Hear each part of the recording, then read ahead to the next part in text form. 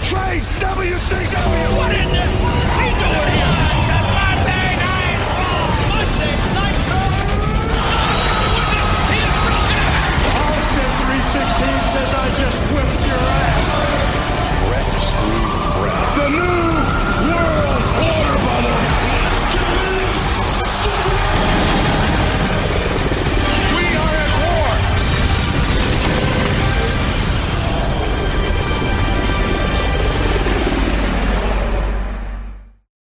And I have to say that the moment the Nitro opened and the place was packed. Oh, my God. And there's Michael Buffer opening up the show. I was like, you know what? This is an event. Oh, yeah. There's a reason that this was still the hotter show all the way until after Steve Austin won the title and beat Shawn Michaels. They were still winning every single week. They did say this was the 100th episode of Nitro. Yeah. It's only the 99th, but it was the 100th week because they skipped a week. I heard. while back. I look because when they were saying, because on the network it says 99, but they put 100th show throughout this. I looked this up. It's a debate that has been literally going on for years. Pre-network, people have been arguing, is this the 100th episode or not? Some people claim the Saturday night internet-only audio show they did counts as an episode. Everyone's got excuses. All I know is it's in 100th. The WCW celebrating the 100th episode on the 99th episode is a very WCW thing to do. Now, as Brian noted, going from the 1/3 full tiny little barn in Bethlehem, Pennsylvania to the jam-packed Palace in Auburn Hills in Detroit, Michigan. Holy crap. Actually, what a WCW thing would have been is if it would have been the 100th show and they would have said we're celebrating the 75th show. That's actually valid. That's true. They had a show that drew 42,000 fans and they billed it as 39,000 fans. Tremendous. Can you imagine? They're doing Their record, their legitimate record was 42,000, but their own history says it was 39,000 because they fucking announced less than were there. In other news, they went out of business. There were weeks where they would have 19,000, but they would claim 12, and then Raw would have 12 and claim 18, and so everybody thought Raw won. Yeah. What the fuck? I'm reading this book. I haven't even got to 1999 and 2000 yet. This is one of those moments. Explain this to your non-wrestling fans. You can't. This actually happened. Does anybody else imagine a older gentleman at the door with a clicker being very confused, counting fans as they walk into the Dude. Yes. So Hogan and Bischoff come out for a promo. For about 2 minutes, they just run down Lex Luger, call him an idiot. Their music starts. Hogan just keeps on going. Plows on through. He wants everyone to know that Because he after... forgot everything. I guess. And they figured he was done and they played his music, and then he remembered why he was out here. He randomly throws out he's going to beat Lex Luger tonight, and that means Luger's not getting the title shot at the pay-per-view, so he will defend the title against his buddy Scott Hall at Sturgis to make sure the belt stays in the NWO. That's right. The whole time, the music's playing, fans are maybe flipping channels, figuring a commercial's coming. Holy cow. Now, who doesn't know, who hasn't forgotten how to lie? Hogan claimed there'd be 500,000 people watching him on Saturday night. That's right. He was wrong. He was wrong. Yes. Mortis versus Kurt Hennig. You do not see a lot of high-profile Kurt Hennig babyface matches, but this is one of them. It was fun while it lasted. It was 3 minutes. Hennig won with a fisherman suplex. Yep. It was cool. Had a Sting video package going all the way back to essentially his breakup with WCW. He donned the Crow look, got recruited by the NWO, began to test all his friends to see who was by his side, and now he is watching this video package and watching this thing for months. It was very clear he wanted a match with Hulk Hogan. Keep that in mind. Jeff Jarrett and Dean Malenko versus Hector Guerrero and Chavo Guerrero Jr. Have I ever mentioned that Dean Malenko is really awesome? He was good at wrestling. He was Probably awesome. still is. You know who else was awesome? Was a man named Hector Guerrero. In a totally different way. And I'm going to tell you why. I'm going to tell you why this man was such a fabulous babyface. Because his brother Eddie was a fabulous worker and an awesome athlete. Hector was not a great athlete, but he was a great worker. And so when you watched him in the ring, he came across as a hard-working common man. Just a fella that worked harder than everyone else to even get competent. That's such a great babyface trait. Sure. You just looked at him and it's like, man, this guy's struggling, but he's pulling it off. It made you love him. My favorite thing about Hector in this match is at one point, Jeff Jarrett was he was getting owned by Hector.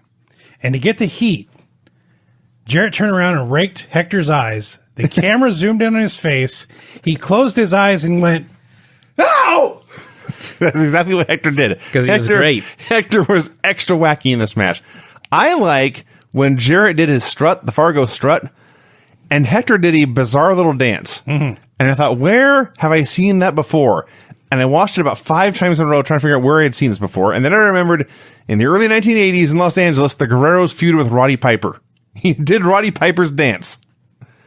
So, eventually, they went back and forth for a while, and Dean tapped out Hector with a cloverleaf as Jarrett ran interference. And Jarrett tried to get Dean to strut, and Dean was having none of it. Dean is the ice man. Yeah. Because how this man could not dance to Jeff Jarrett's music or even do the strut is a miracle to me.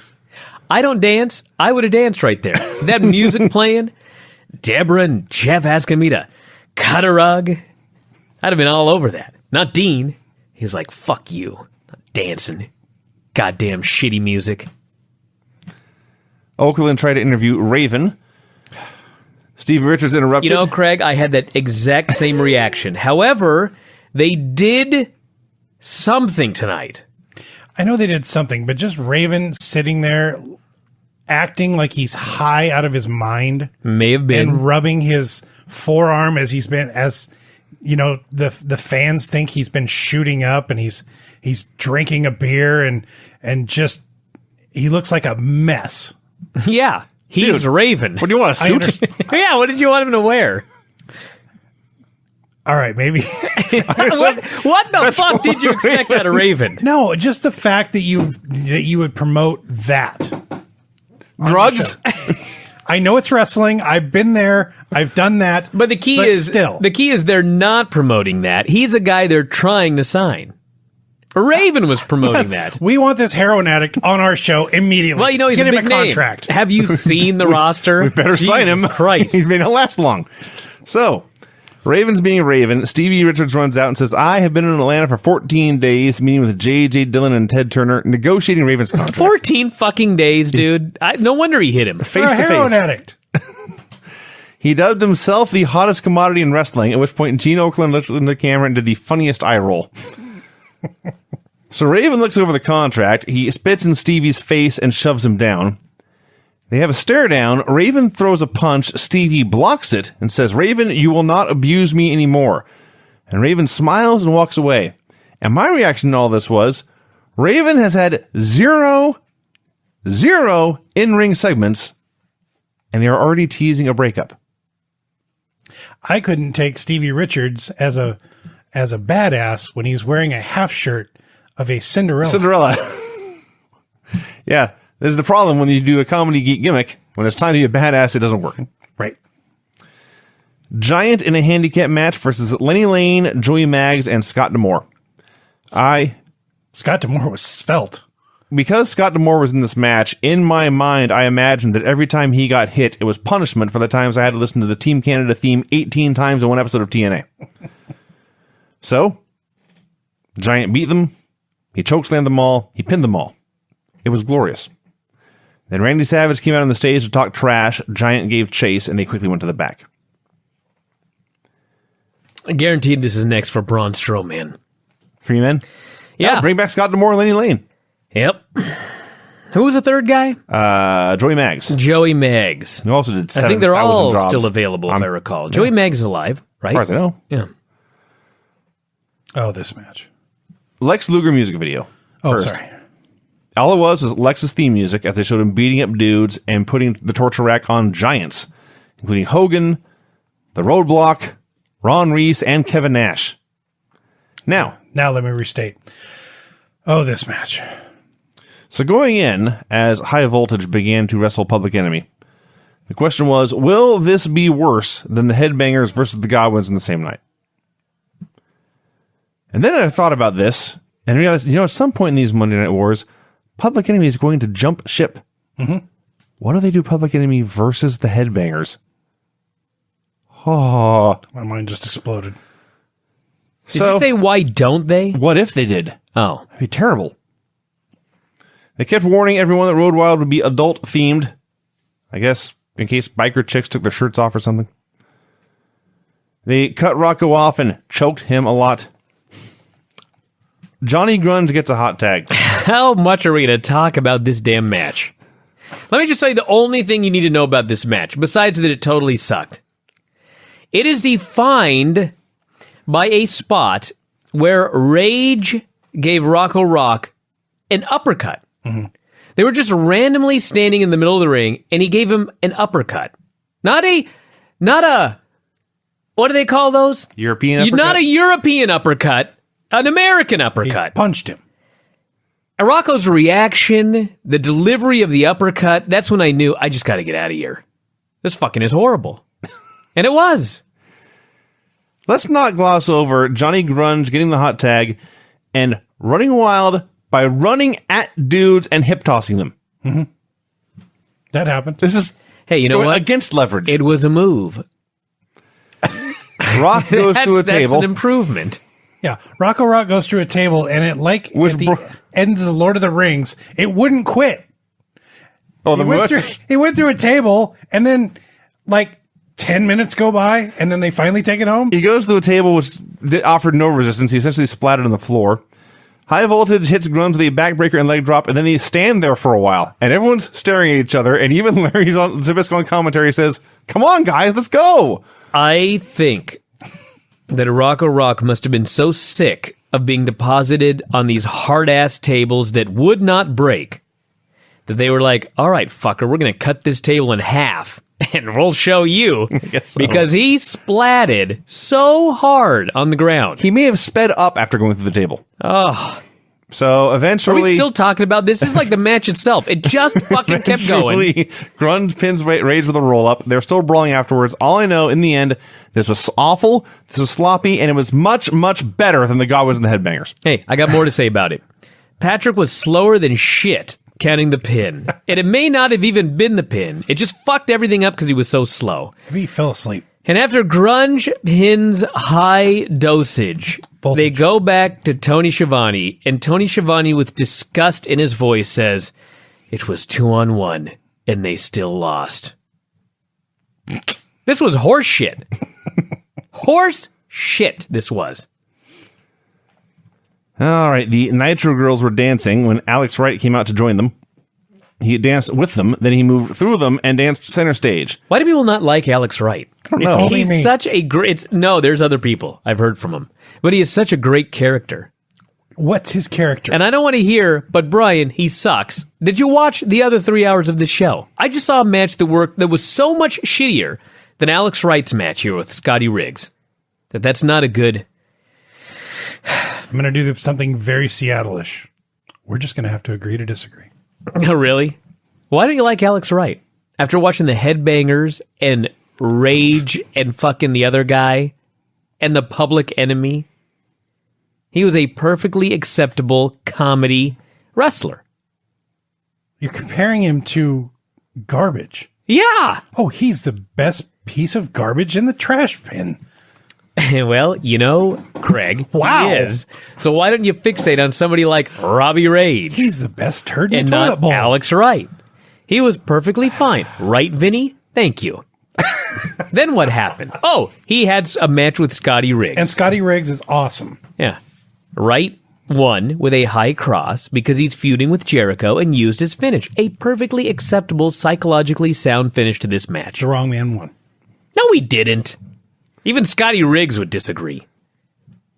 All I know is Alex Wright in his promo was speaking in German, and Gene told him to knock off the Wiener Schnitzel. And I just want to add that Wiener Schnitzel is awesome. Hell, you're half right. Here is where we had the 100th episode. Do you know what Wiener Schnitzel is, Brian? Yes, I know. Can we move fucking All right. on, or we're going to be here all night like Delicious. Row Rage and chaos. Veal. Lex comes out to cut a promo. What? Go on. He's hyping up I'm his... trying not to make fat jokes on this show, but you're killing me with this material. I warned that one. Lex came out to cut a promo, hyping up his title match against Hogan tonight. In the middle of 4 voices, or however many are here, I just hear Veal. You're so happy about it. I love Veal. He credits Hogan for taking wrestling to its highest point, but he vows tonight, I'm going to put Hogan on the rack and I'm bringing that WC title back home. Can't wait. It was a great promo. It was a great promo. Chris Benoit versus Six had a hell of a pro wrestling match while it lasted, which was 3 minutes. Benoit goes up for the back superplex. When Jarrett runs out, he hits Benoit from behind, and he hits Benoit so hard, Benoit clunks into Six, who tumbles from the top rope to the floor. Mongo and Malenko hit the ring. Man, Mongo running. Oh, This man was running for a fight. and Mongo and Malenko Mongo and Jarrett cleaned house. No, Mongo and Benoit cleaned house. my God. Jarrett and Malenko fled. All 4 guys are in a tag match. That's all you need to know. The Nitro girls danced again.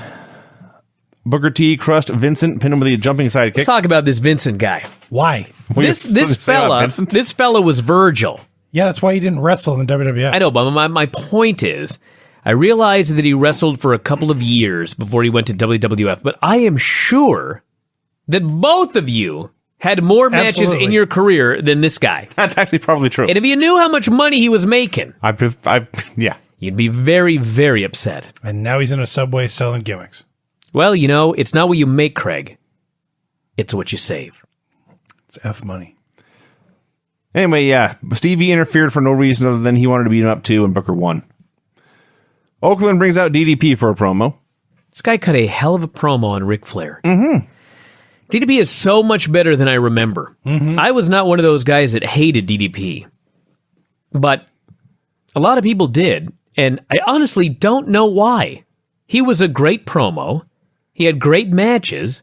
It must have been because he was married to Kimberly. That's the only thing that I can figure. That would cause a lot of envy. Just despised him because of that. Yeah. I remember him, but I don't remember him being this good. He was great. He was, I mean, he stole the nickname, but he was the people's champion, and it was legit. People loved him. I think. You know what? It's the same thing you were saying earlier about Hector. This was a common guy who got where he was by working his ass off. Well, yeah. I think that people could see that. I think that part of it is that standards have changed. And back then, DDP was very good, but you had Randy Savage and Ric Flair and Bret Hart and Steve Austin and Shawn Michaels and all these guys that were so awesome. And when you watch wrestling nowadays, there's some awesome guys in WWE. But DDP now would really stick out in WWE. Oh, you God. took the DDP from then and took him to 2016. So he says he has all the respect in the world for Ric Flair.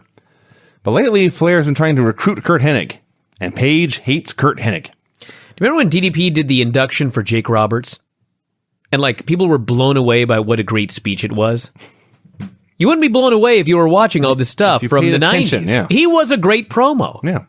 I think people forgot about it because he had guys like Flair out there blowing it away every week. So he vows that Flair will not stop him from getting to Hennig at Sturgis. Who would like to discuss Barbarian and Wrath? I will. It was a mean guy match. It was sadly too short. Stunningly, Wrath won. And then Meng came down, stared him down, and that was it. You've got to mention how terrible Wrath was. Well, you know, you can't win them all. There was one mean guy and one clumsy guy. The clumsy guy match does not sell. I just noticed that they put a W on Wrath's arm, on an armband. So you'd remember who he was? Yeah. Adam Pottenhole. Steiner's came out with a new manager, Ted DiBiase. Do you realize... I can't even imagine how much money Ted DiBiase made to be the benefactor of the NWO, and he played that role on like 4 shows. Something like that. He came out here, and he's talking about how he'd been a part of the NWO for a while, and he was leaving him, and I was like, I totally forgot about that. I haven't seen you forever. As soon as Bischoff joined the group, he was rendered useless. So that's why he left, honestly. So he cuts his goddamn great promo about how he'd been in the business forever. His father died in the ring in 1969. He had always vowed to be the best in the business, but he got lost.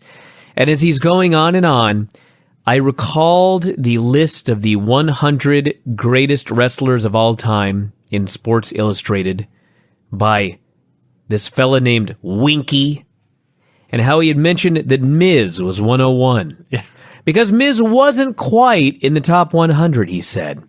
But someday he believed that Miz would be remembered the way that Ted DiBiase was. Ted fucking DiBiase. It was ridiculous when I read it, and then when I saw him here, far from his peak. Yeah, it's a bad list. So he talked about how he was going to make up for his past mistakes by helping the Steiners regain the World Tag Team Championship, which he almost called the World Wrestling Federation titles. And the Outsiders came out, and they said the phrase NWO for life meant something. Ted had turned their back on them, and so he was a dead man. So the Steiners from Michigan... And Nash threatened to kill Ted DiBiase. Yes. So the Steiners from Michigan, Nash is from Michigan, so everyone was loved here, although I think the Outsiders honestly were loved a little bit more. Nash also made a joke about the only reason DiBiase was with you two is to read the menu while you guys are on the road. That was his great heel joke. And I'm waiting for Scott Steiner to spontaneously pop. Oh, dude, just wait. He's getting Just huge. you wait. Yeah, it is a weekly difference. Lee Marshall did the Road Report, said nobody would go to a museum about weasels. Psychosis versus Conan.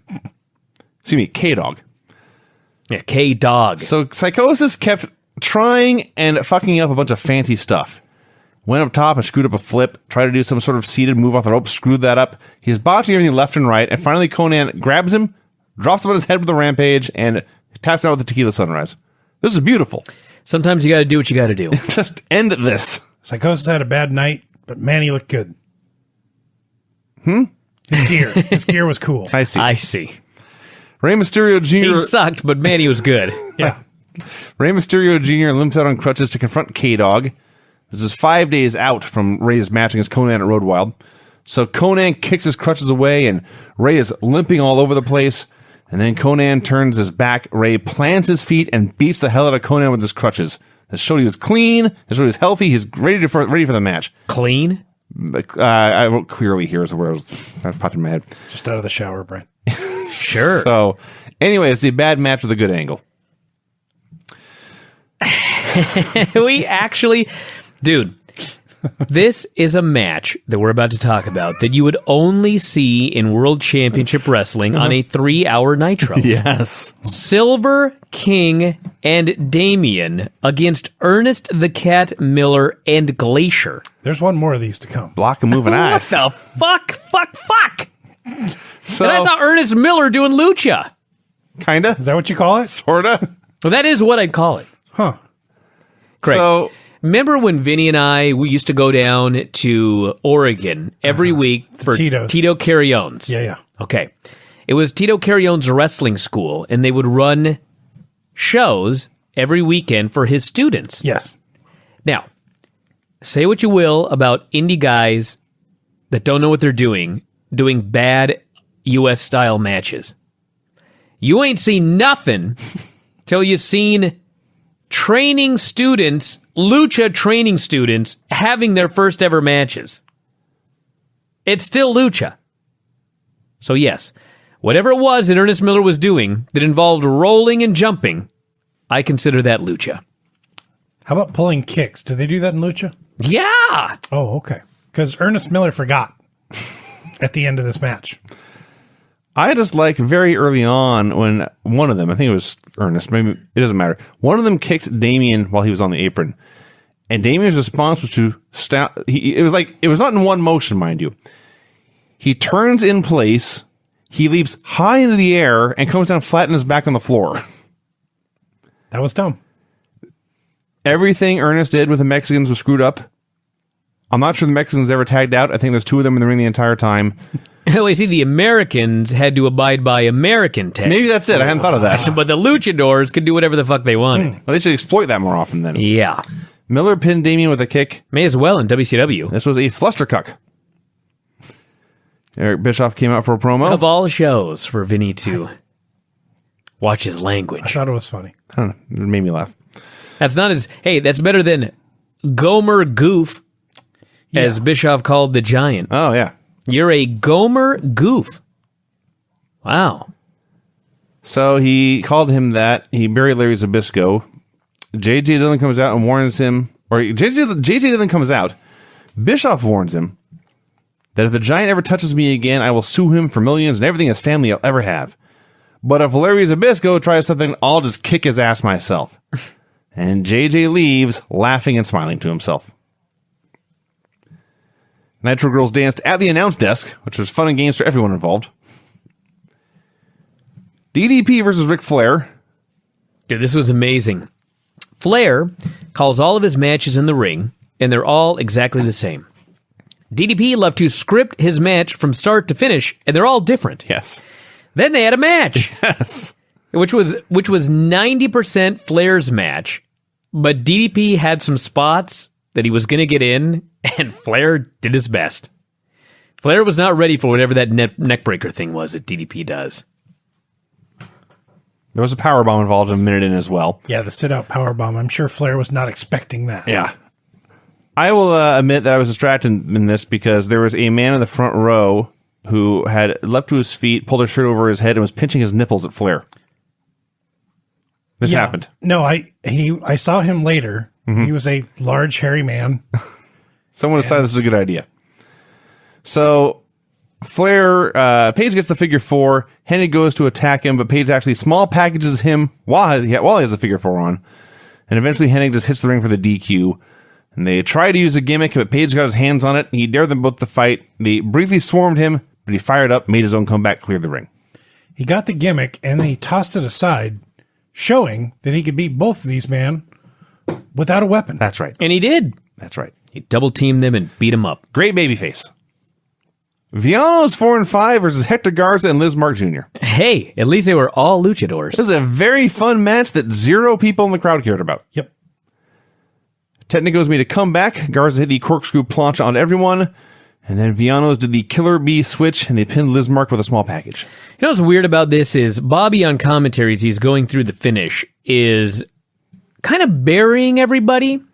He's like, Viano 98 is hitting him with a small package, and Viano 84 has made the switch.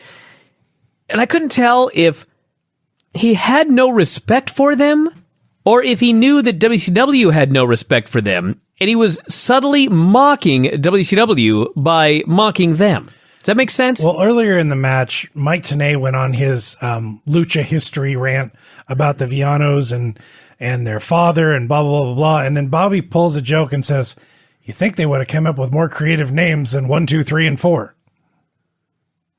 I never know what Bobby's doing. Well, Bobby makes that joke, and rather than let it sit there, Tenay has to say, well, we would come up with names for American families. I don't know if he was joking or not, or if he thinks all Mexicans name their children Uno, Dos, Tres. Well, you never know. So J.J. Dillon comes out to make an offer to Sting. You know, I know that some people probably hated this, but I thought this was great. I won't say I hated it. I didn't hate it. I even understand why they did what they did. But Dillon comes off looking like the biggest jackass moron. He does, but you know what? So he comes out and he says, I've got a contract here for Sting. It is a match with a free agent, and all Sting has to do is come here and sign it. And so Sting drops from the rafters. Everybody's going crazy. He gets into the ring, and JJ had done his entire spiel. And then when Sting gets in the ring, because the show is 3 hours long, he does the whole entire spiel again. That is true.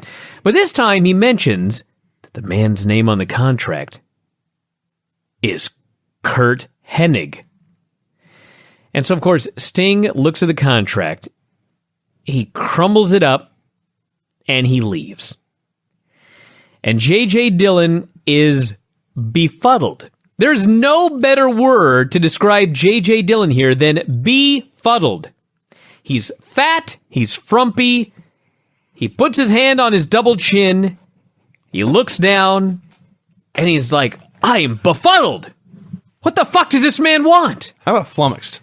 Flummoxed. No, he's befuddled. Because FUD as in fuddy-duddy. I see. He's befuddled. I think I said Brett was flummoxed in one of these reports. Brett could have been flummoxed. But anyway, JJ says, we need Sting.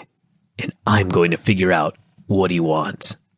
And I loved it because in a business today where everything has to be a fucking stupid swerve, every fan knew exactly what Sting wanted.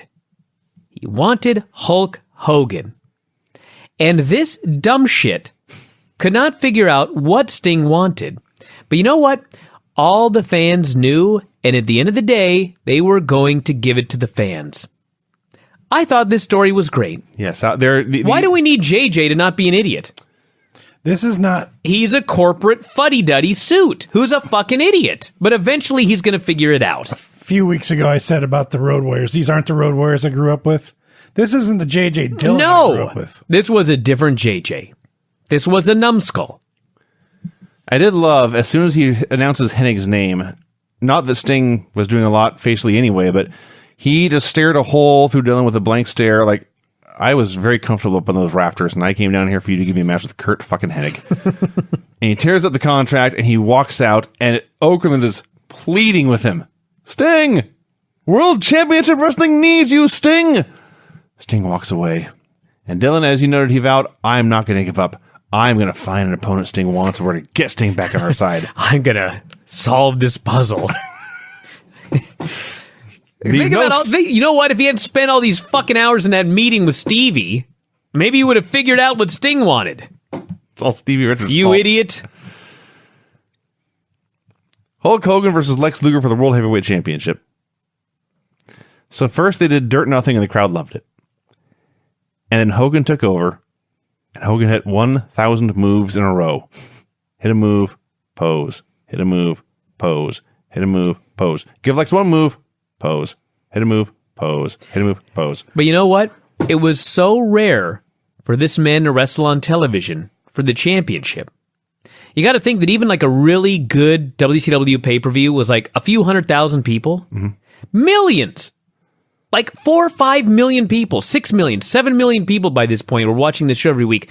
Hogan on TV wrestling was a rare treat. That's true. What was rare? Oh, come on. This was a treat. Hogan versus Luger. So Hogan appears to have the match won with a vertical suplex. He makes a cover, but Lex gets a foot on the ropes. He was suplexed so hard he couldn't even kick out.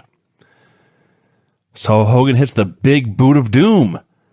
And Lex kicks out of that too. Hogan's getting a little frustrated and says, all right, enough of this bullshit. And he slams this guy down. He hits the big leg drop, and the ref counts 1, the ref counts 2, and Lex Luger kicks out. And I gotta say, this is the most anticlimactic kick out of Hulk Hogan's finisher ever. But Hogan was really worried. He tried another leg drop and missed. Now Lex makes his comeback for real. Honest to God, I think that Luger was supposed to move out of the way of the first leg drop. And he was out to lunch. That's quite possible. And it's way more likely than he just got leg dropped out of nowhere and then kicked out. So, Lex makes his comeback. He's running wild, and the people are starting to get into it. When here comes the NWO for the DQ.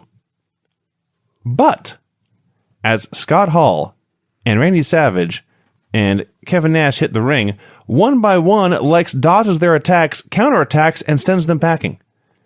It was so amazing because when they hit the ring, you could hear all of the fans. The air went out of the building because they all thought it's another goddamn DQ. 3 hours of this show for this finish. And with each passing NWO member that got thrown out of the ring without the referee calling for the bell, more and more fans realized, holy shit. It's not a DQ, and he's setting up for the rack. And they got to their feet, and they start freaking out. Yes, exactly. That moment, when it was down just to Hogan and Lex in the ring, and Hogan's on his feet, stumbling around, and Lex is behind him, ready to go, and they realize there's no NWO guys left. And you can almost see, in their heads, they're thinking, how are they going to get out of this? How is Hogan going to escape now? Because I don't think they still thought Lex was going to win. And then Lex put him in the rack, and very quickly, Hulk Hogan submitted.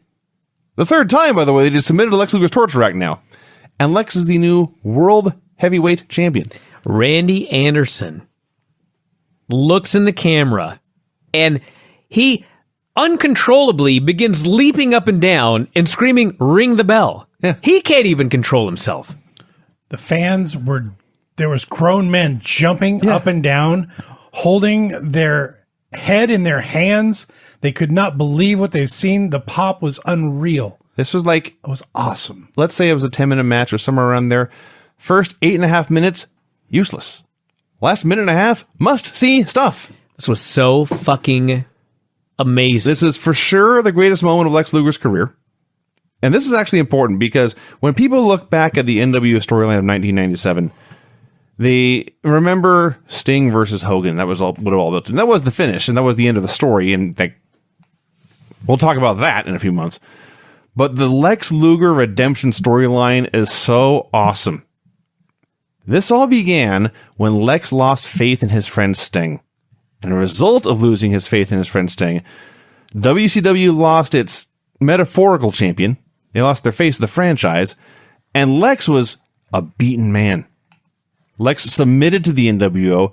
Lex was crawling on his hands and knees back up the ramp, begging for his friend to come back. It was the low point for all involved. And from there, first, Lex had to prove to Arn Anderson that he was not a quitter. He made Arn submit. Then, he had to prove that he was going to keep on fighting despite losing his friend. He would fight against all odds. And in World War III, he fought the NWO all by himself. And he lost, but he went down fighting. Then, when the Giant had a fallout with the NWO, Lex had to prove that he had learned from his own mistakes. And he could forgive Giant for his time and accept him back into the fold.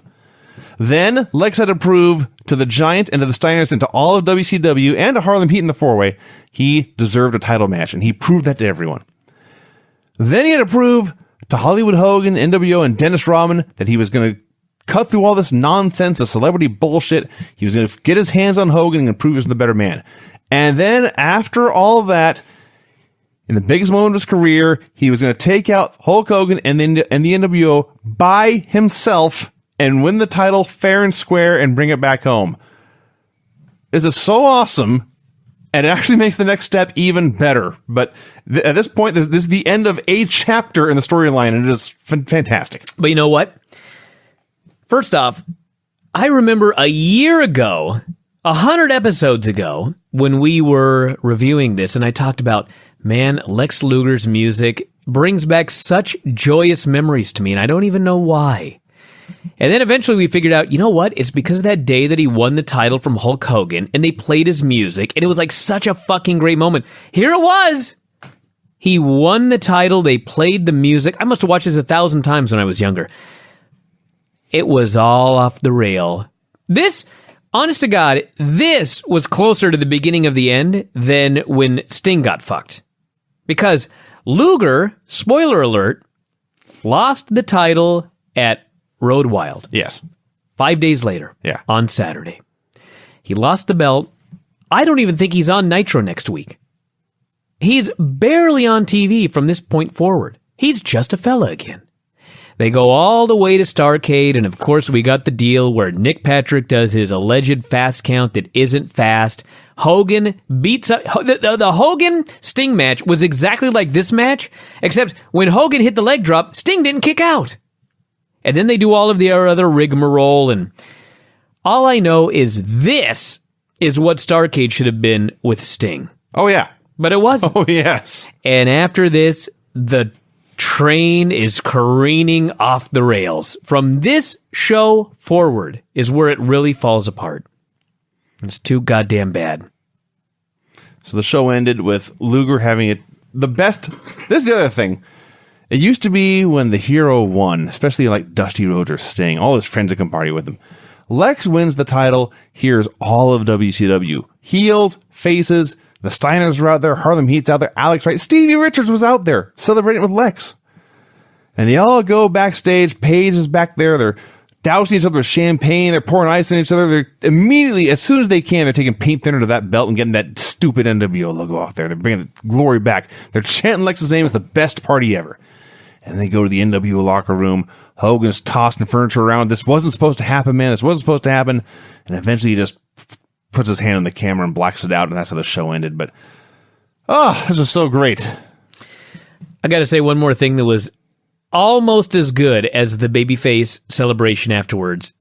Hulk Hogan and the NWO are in another locker room, and Hogan is freaking out, and he's throwing things, and he's so angry, and he's so mad, and he vows to take the belt back on Saturday. And standing there is Scott Hall, and his head is hung low, and he's so fucking sad that he's not getting his championship match. It was such an awesome... I may have been the only one who noticed it. I hadn't thought about that until right now. It was such a great touch. Hall did not give a shit about anything except now he was fucked. And Hogan at one point apologizes very briefly, but then he's just going on and on about all in the flam, blah, blah, blah, blah, blah. Scott Hall was just so great. All right, Retro Nitro. Number 100. For real this time. For real. August 11th, 1997. 2 days, I guess, after Lex Luger lost the world title at Road Wild. Show opens with the Giant arriving at the building. He's presented with some sort of legal paperwork, and he walked away in disgust. God, the Giant. We'll get into this idiot. What a moron. Let's recap what happened one more time. The Giant showed up at the beginning of the show, and he was handed a piece of paper, which he read. I know this because after he read it, he began shaking with rage. Mm-hmm. Keep that in mind. Michael Buffer was there to introduce the show this week.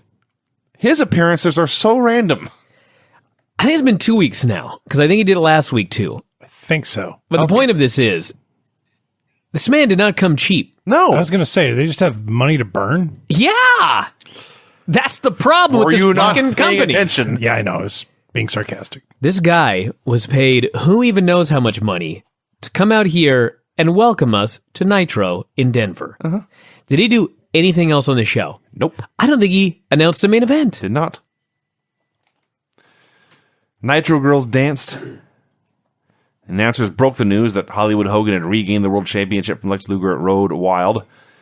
And the Outsiders slowly made their way down the ring for a promo.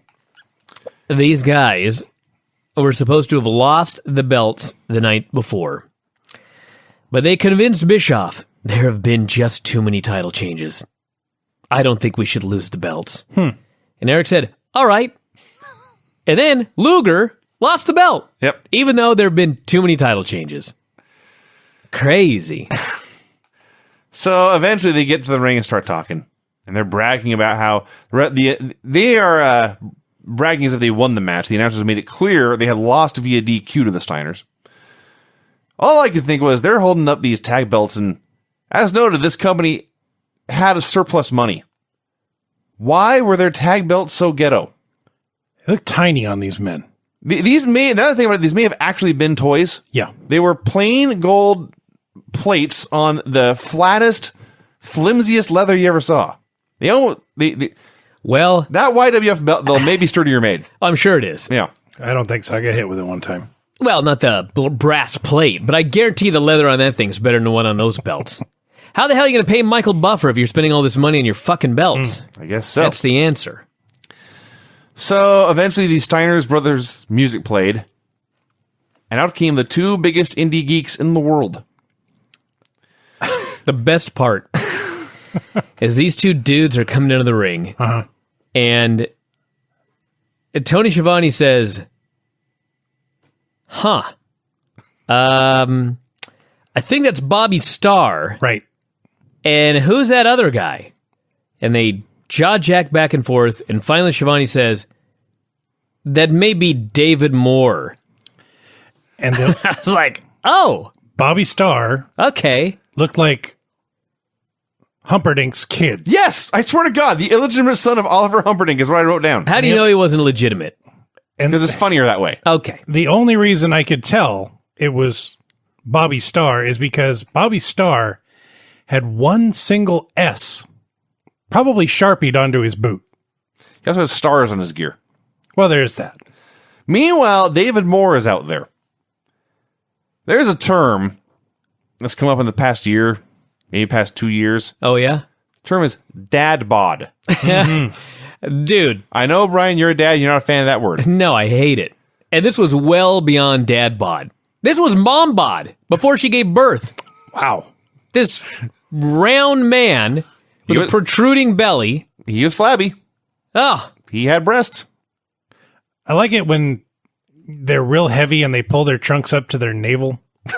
dude, their navel. He pulled it up to his boobs. Way above the navel.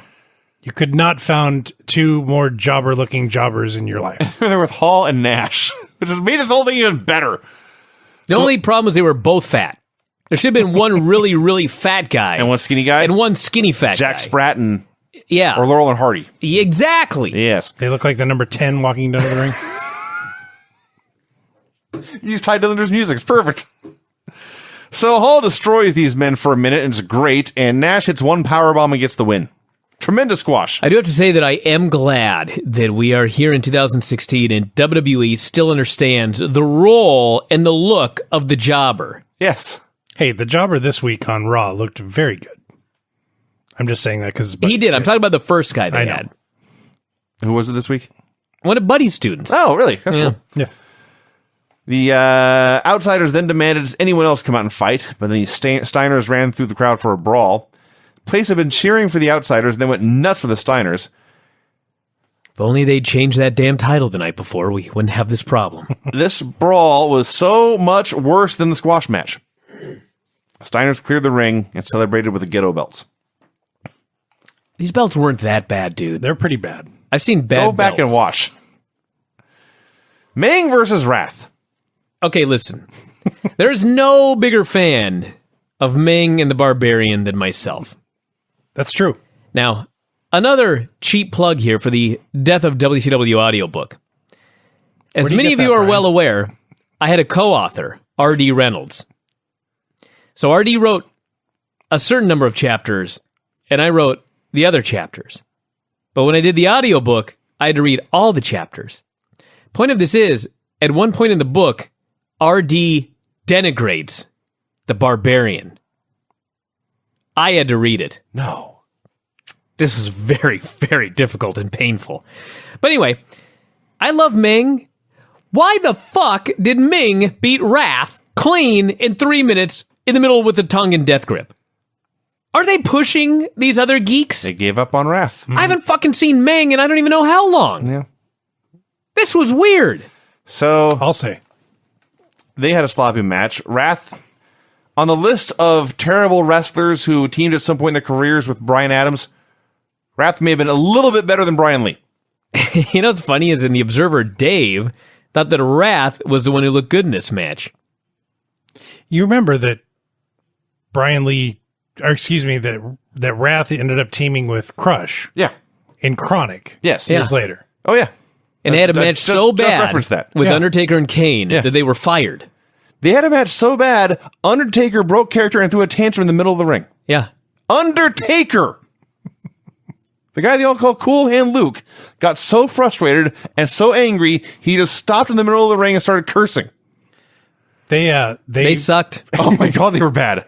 Nitro came here years ago, not the one they discussed on this show, but they came here years ago and they did 2 signings. They did one with Vampiro and they did one with Chronic and Stacy Keibler. So drove out and saw Vampiro, drove up to the other, I think it was Pep Boys at the time. Chronic was there. And Pep Boys? I swear to God, it's better than Piggly Wiggly. it's true. You know what? It's not. And walked up and got Stacy's signature and then said, "Where's everybody at?" There was a whole bunch of people there for Vampiro and Bryan Adams. What's That's his Crush. gave me the death stare. He's like, "There was a whole bunch of people here before you got here." It's your fault, Craig. Yeah, it's my fault. Piggly Wiggly was Make at it least friends. vintage, unlike the Pep Boys. One way or the other, What do you have against Pep Boys? He Pep doesn't work on Boys? his car. It's an auto parts store.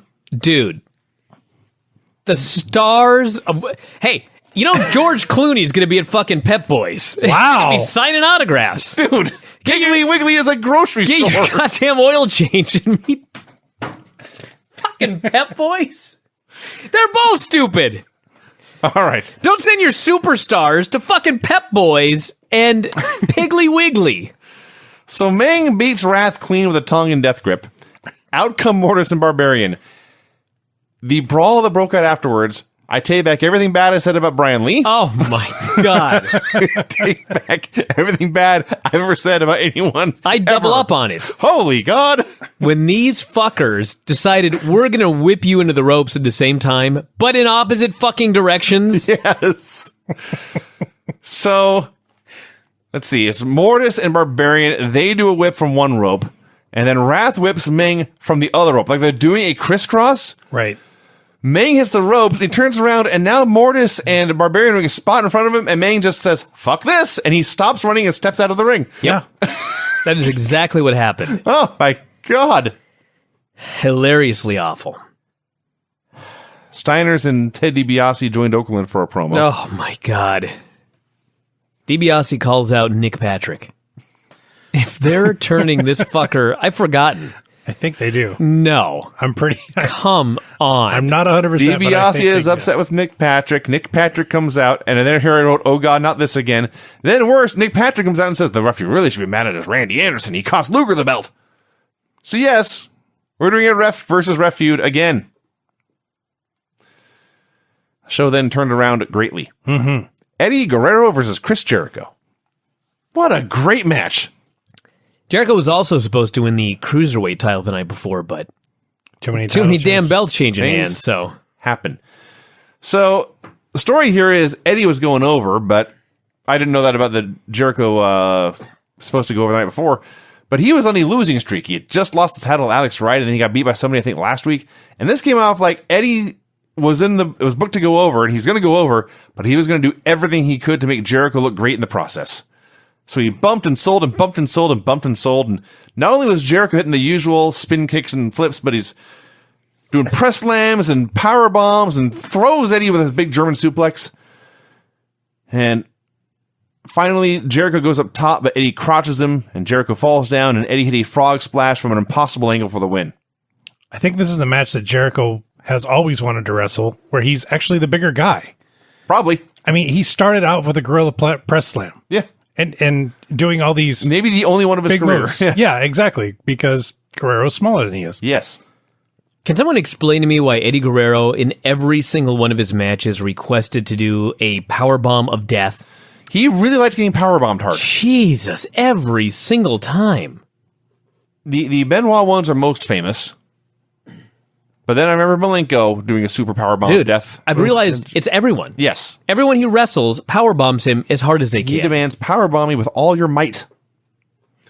The Nitro girls were dancing when Alex Wright came out to dance with them.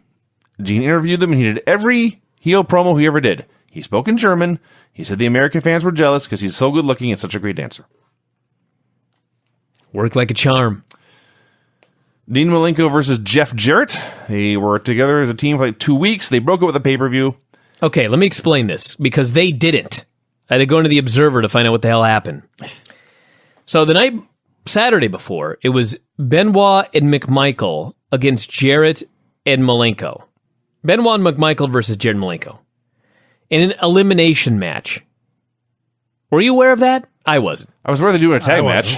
So Benoit and Malenko did some great wrestling. Malenko was in virtually the entire first fall. Jarrett, who had tremendous heel heat, did nothing. Finally, Malenko tagged Jarrett. Jarrett didn't want to come in against McMichael. Jeff then laid down and held McMichael on top of him for the pin and strutted away, pointing at his head. This left Malenko against both. He got a quick flurry before he was overwhelmed. Hit with a tombstone first by Benoit and then by McMichael. And then Benoit delivered a headbutt off the top. And McMichael scored the pin after his tombstone in 125. The booking left the match totally flat. Does not explain why Jarrett walked out on his partner, besides that he didn't want to face Mongo. But then this led to them having a match on Nitro. So the crowd hated Jarrett. They went nuts when Dean lit into him. Dean destroyed him forever, and it was freaking great. Jarrett tried to flee, but Mongo came out to block his path. Eventually, Jarrett hid behind Deborah and jumped Dean from behind to cut him off.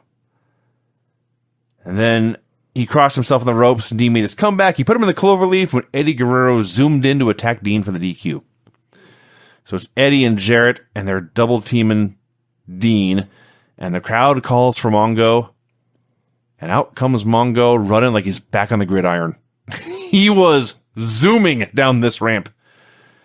He hit the ring. They had a brawl. It came down to Dean and Mongo. He El Kabonged both of them. Yes. He offered Dean a handshake. Dean kicked him in the gut and went to clothesline him out of the ring. Mongo totally screwed up the bump, almost lost his own head, trying to bump through the rope. He gets to his feet. He recovers because he's Mongo. And his response to all this is to look in the camera and say, "That man's tough. I respect that." And he left. I do love Mongo. Dude, he literally was twice Malenko's size. Oh, yeah. Did you notice that? He's gigantic. He's a very, very, very big man. Jiminy Christmas, he was big. Dean is a very small pro wrestler. My favorite part of this match, and it's very simple, Dean throwing a drop kick and Jeff selling for it. It was absolutely perfect. Dean was great, and Jarrett was great. Yeah. Yeah. It, A lot of fantastic wrestling on the show. So during this match, they announced next pay-per-view is Fall Brawl. We always do War Games at that show. And I'm thinking, what do they do for War Games in 97? And then out come Kurt Hennig and Ric Flair for a promo, and I went, oh yeah, that's right. So it's Flair and Hennig for a promo. Can either of you explain to me what Ric Flair was wearing? Slacks and a button-up shirt. Nothing unusual there. And then this wool vest. yeah. He looked like a grandmother. Yeah. So they're out there. Flair wants him and the Horsemen. Hennig says, no, I'm not in the Four Horsemen. Yes, I was talking to Eric Bischoff backstage. We're trying to make a deal. And Mongo and Benoit come out, and Flair says, look, you're one of the greatest athletes of all time. We want you in the Horsemen. Hennig says, I've got a main event match tonight against Randy Savage. I got a lot on my mind. And Flair said, okay. We know Savage is NWO. We hate him. You take care of business.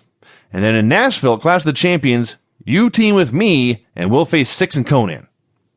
Hennig agreed to that, but made it clear he was not joining the Horsemen yet.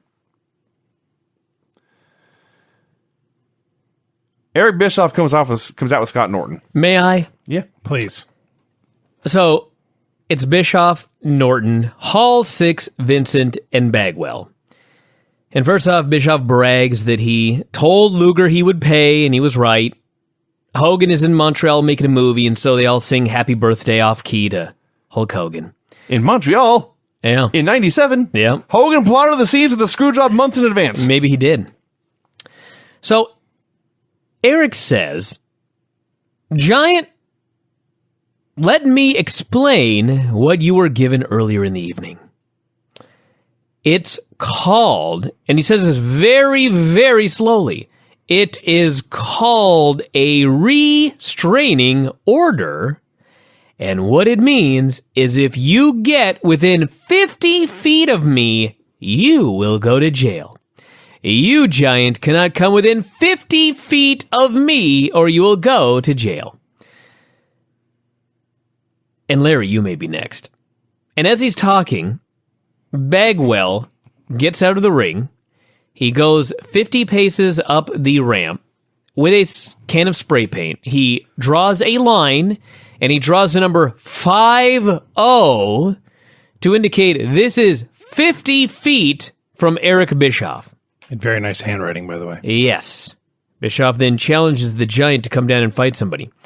So the Giant comes down. He starts heading down the ramp towards the line that says 50, and Larry Zbyszko runs out and tries to hold him back. Giant, don't do it. You've got a restraining order, and if you come within 50 feet of Eric, you will be arrested. So Giant walks, and then he stops at the line. And he looks at the ring, he looks at the line, he looks at Eric. Then he keeps walking. He crossed the line. And the moment he crosses the line, all of the security guards and the police and Doug Dillinger come out, and they proceed to arrest him. Mm-hmm. The Giant is baffled. Yeah. The Giant raises his eyebrows, his eyes grow wide, and he begins to question the officers. I'm being arrested? You're going to arrest me for stepping over this line? Mm-hmm. They proceed to arrest the fucker, and he is in complete denial and in befuddlement the whole time as he is taken backstage. Do you want to know how much sympathy I had for the Giant? None. Not one bit. This was the fucking stupidest babyface. He had an hour and a half from the start of the show where he received the papers, which I saw him read. Right. It was explained slowly, succinctly, and clearly to the man by Eric Bischoff, by his buddy Larry, Yes. and others. He stops at the line, which indicates he had some understanding that this line, like in Sleepy Hollow, thou shalt not cross this line. Right. Fucking crossing it, and then he's baffled. Right. And they take this fucker to jail. Well, that's like that when you arrest anybody. I've seen cops. What a moron. And the funny thing, there was some comedy. They tried to put the cuffs on Giant, but they didn't fit. That right there, Craig, is the least of my problems. I know. That was the only thing I could pull out of it What that was a any good. dumbass. Every fucking babyface on this show is an idiot. And I'll get to Luger. The other thing I want to mention here is it started as Bischoff and Norton coming out by themselves, and then just as they started to talk, everyone else came out to join them. Bischoff was confused. Hall whispered in his ear, and they just kept going. I think Hall said, "Hey, let's sing Happy Birthday to Hulk." And they ad-libbed it. Dude, he may have. Hall also, when it was all said and done, threw his toothpick in Larry's face, and they were jawing at each other. The Nitro girls danced in the ring. They plugged Harlem Heat doing an interview for the website with their new valet, Miss Jacqueline. Mm-hmm. And then it was time. Yes. For a once-in-a-lifetime match. Not the match. I've seen this match before, but not like this. There has not been a match like this since this day. There shouldn't be. This was a slobber knocker no matter who Yes. was in the ring with who. I called it the slobber to end all knockers. Thought you liked that. Benoit and McMichael versus the Steiner brothers. Steve McMichael was an NFL All-Pro and a key member of one of the greatest defenses of all time. And I promise you, he never got beat up in a football game the way he got beat up here. And may not have beaten anyone up like he beat people up here. This was as close to a fight Yeah. as you're going to get in a match where literally everyone was cooperating with each other. Yes. It didn't break That's the down amazing at thing. all. No, they were all on the same page. This is what they wanted to do. They beat the snot out of each other over and over and over again.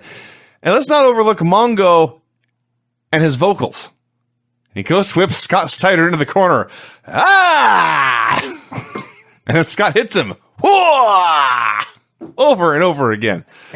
And I'm watching this. My jaw is hanging open. I can't believe what's happening before my eyes. And here is the finish. And I hate to see a wrestler get injured. But this particular match should have ended this way. It was only fitting. Mongo goes to the top rope. Already, this is a bad idea. He jumps off for something, but Rick catches him in a bear hug. And Rick says, all right, I'm going to suplex this guy. Mm-hmm. Never mind that it's Mongo, who is huge and green and isn't necessarily very good at going up for stuff. Rick don't care. And Rick picks up this giant, and he has this huge overhead belly to belly, and Mongo goes flying through the air and comes down on the back of his head, and he's out cold. Dude, it's not even coming down to the back of his head. This was the Owen Hart pile driver without Owen Hart. He went straight up, and it was funny because as soon as Rick grabbed him and hugged him, I was like, dude, don't even think about it. It's a bad idea. You are not giving this guy. Hey, you want to go to the side? Great. But you ain't going straight up and over. Well, I ain't Rick Steiner. Nope. Rick was like, fuck you, Brian. I'm going to give this guy an overhead belly to belly. Really? He was like, fuck you, Mongo. He threw the guy straight up in the air, and Mongo comes down, not only on top of his head, but like his head goes one way and his body goes another. Yeah. I thought he broke his neck. I thought he was dead. And he was pinned. He just, It was better that way, yeah. Rick suplexed him, jumped on top, the ref counted 3. Now, it was weird because the announcers thought, dude's knocked out. Uh-huh. And maybe he was. I'm convinced he was. The only weird thing is, like, there was zero hesitation by Rick to make the cover, and there was zero hesitation by the referee to count the pin. Yeah. Maybe they were both in on it, just going, fuck, there ain't no better finish. It's over. Rick, you hold him down, I'll count. Oh, this was amazing. So This was the match of the year on these retro shows. the Steiners are celebrating. Benoit runs over to make sure Mongo's alive, and Mongo starts kicking his legs to make sure they still work. And we got as far as him rolling over and sort of out of the ring. I was under the impression he left under his own power. I can't confirm. But they're recapping all this, and the music starts to play, and they do like the crane shot for as they go to commercial. And as it fades to black, you just hear him say, "Boy, he planted him." Indeed. Man. What a fight. It was great. It was so amazing. We don't get anything like this anymore. No. You have to watch I'm Japanese. not sure we should. Well, I mean, you could watch Ishii and Okada. But in America, That was not like this. in WWE, you will not get this. Gene brought out Lex Luger for a promo. Oh, man. Lex is out there in his denim button-up shirt with the sleeves torn off, tucked into his jeans. This was the end of Lex. Like, he said, when I won the title, I won't lie, it was the greatest day of my career. And in hindsight, he was right. Oh, yeah. There was no day to come that was a better day for Lex Luger. And it was so... And no day before.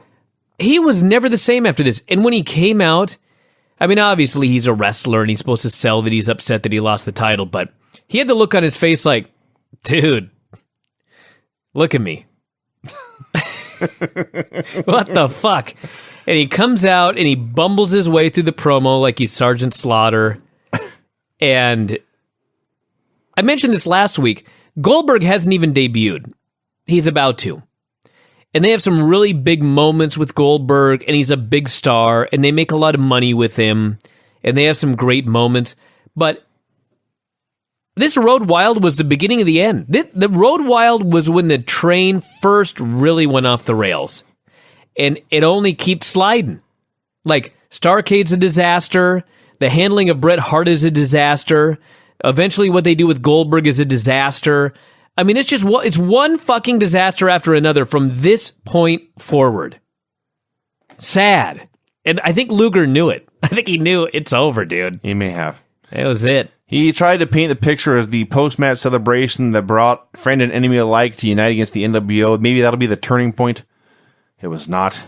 He promised someday he'd get his title back from Hogan because he's big. And finally he left. And he also cleared the referee. He said, I do not blame Randy Anderson for not calling for the DQ. If he had been quick with a DQ the week before, I never would have won the title in the first place. So I'm glad he was reluctant to call for the DQ, even though it led to me getting hit with a baseball bat and pinned. Brian, you wrote the book. Did Luger know he was going to lose the title less than a week later when he won it last week on Nitro? I don't know, but he had to have had somewhat of a clue because obviously Hogan and Sting was the big match. Yeah. That's Here's what I think was the original plan, which would have been a better plan. I think he was going to win it at Road Wild and then hold it for a month and then lose it back. Could have been. I don't even remember. Now, and I think they decided let's pop a rating doing the title change on TV.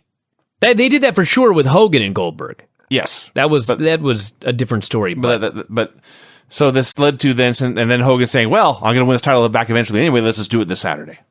All I know is this was it. Let's think about last week's show when Luger won that title. What a fucking moment it was. Yeah. 1 week later, he had one interview. He was sad. Never saw him again. Yes, they unquestionably pulled the rug out from under him too quickly. The thing is, in this grand storyline, Lex was not the ultimate hero. He was the ultimate hero's best friend.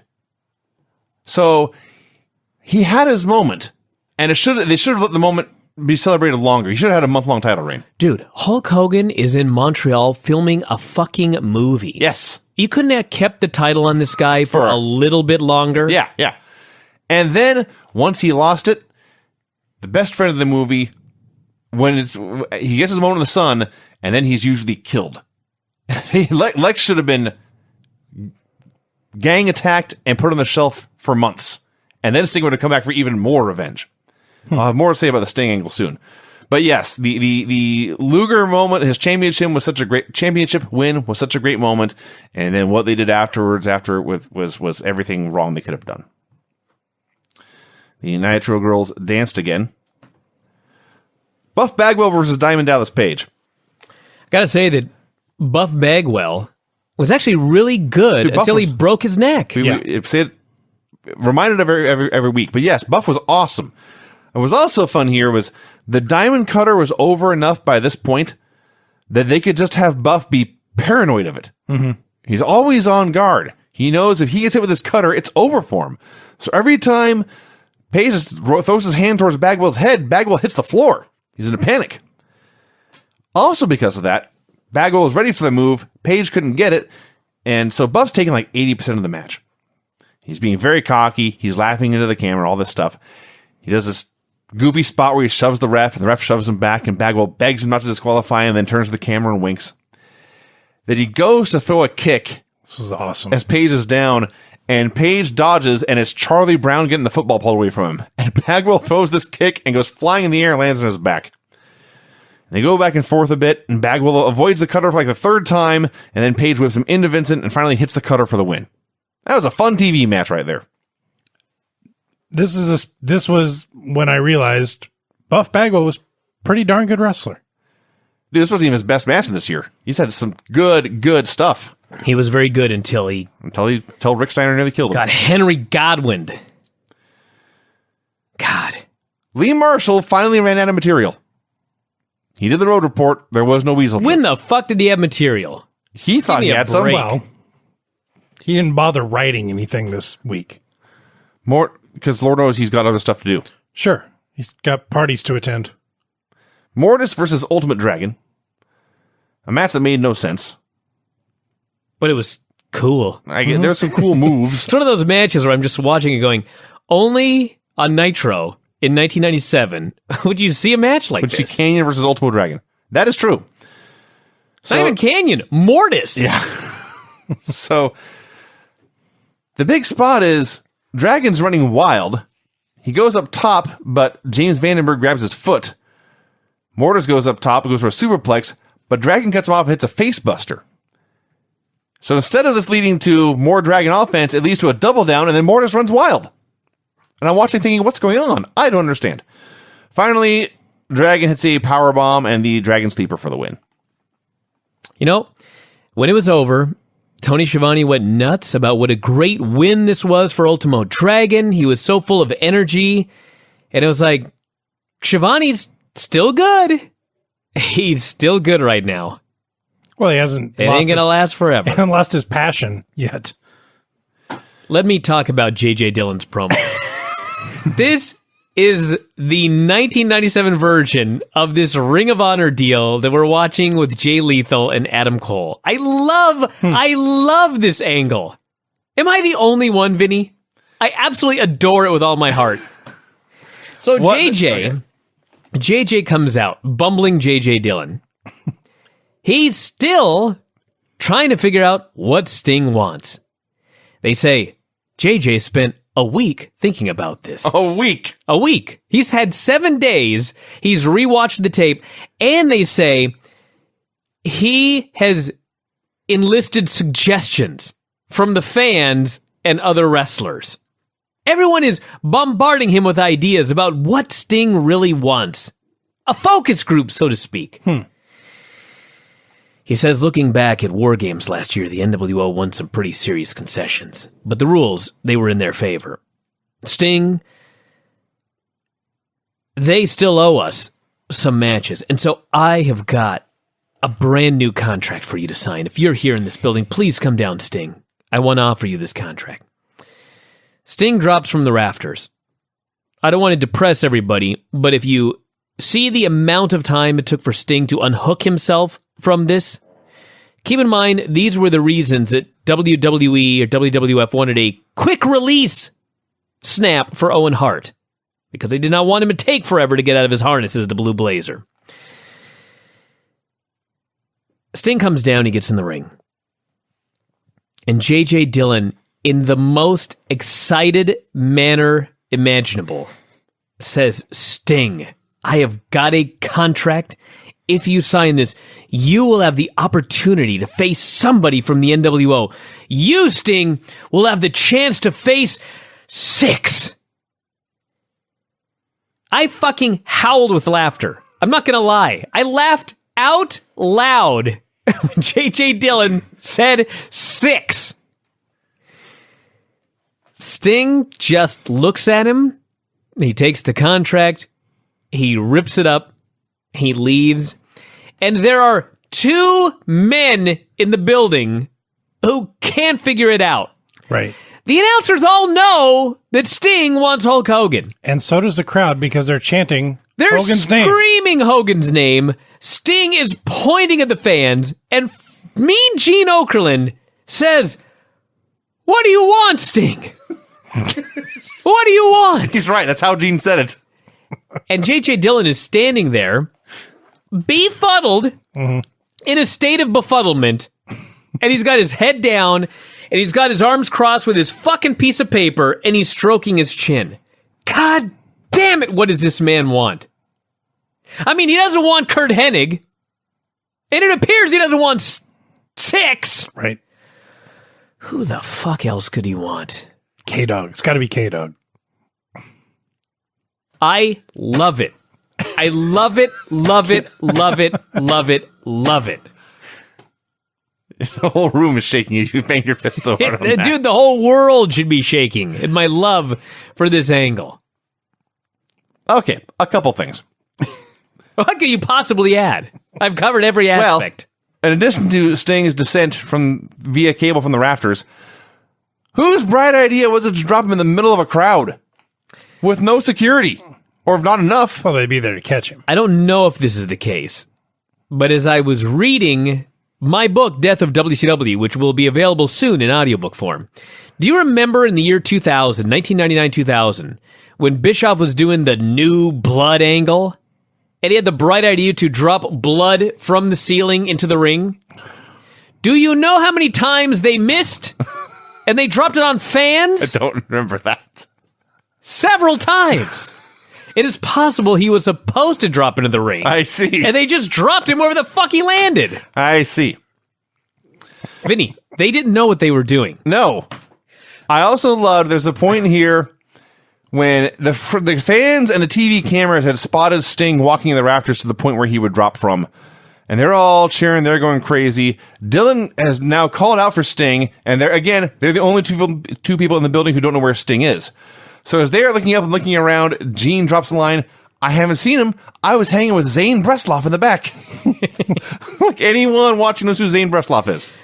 They just had to put the guy over. Yes. Can't wrap my mind around the fact that they didn't do a dry run with like a sack of flour or something like that they threw from the rafters. Have you watched this show? No. Dude, they're going to throw Sting up there and drop him without it being tested, not even once? Yes. That's asinine. Yes. Yeah. Did you watch this show? So my only problem with the angle, again, is the timing. They should have had Lex lose the title and get put on the shelf, and then JJ is desperate to get Sting. Then they do the parade where he's trying to offer Sting matches and Sting keeps turning them down.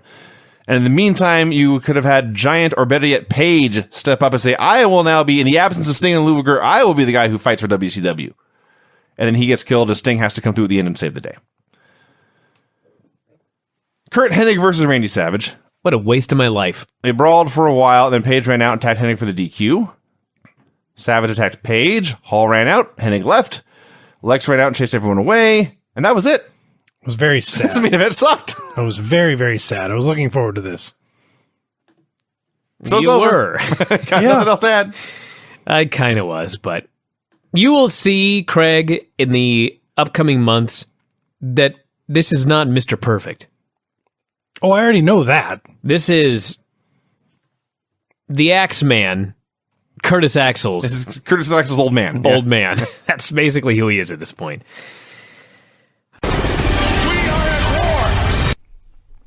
Nitro. Nitro 101. Also, of course, August 18th, 1997.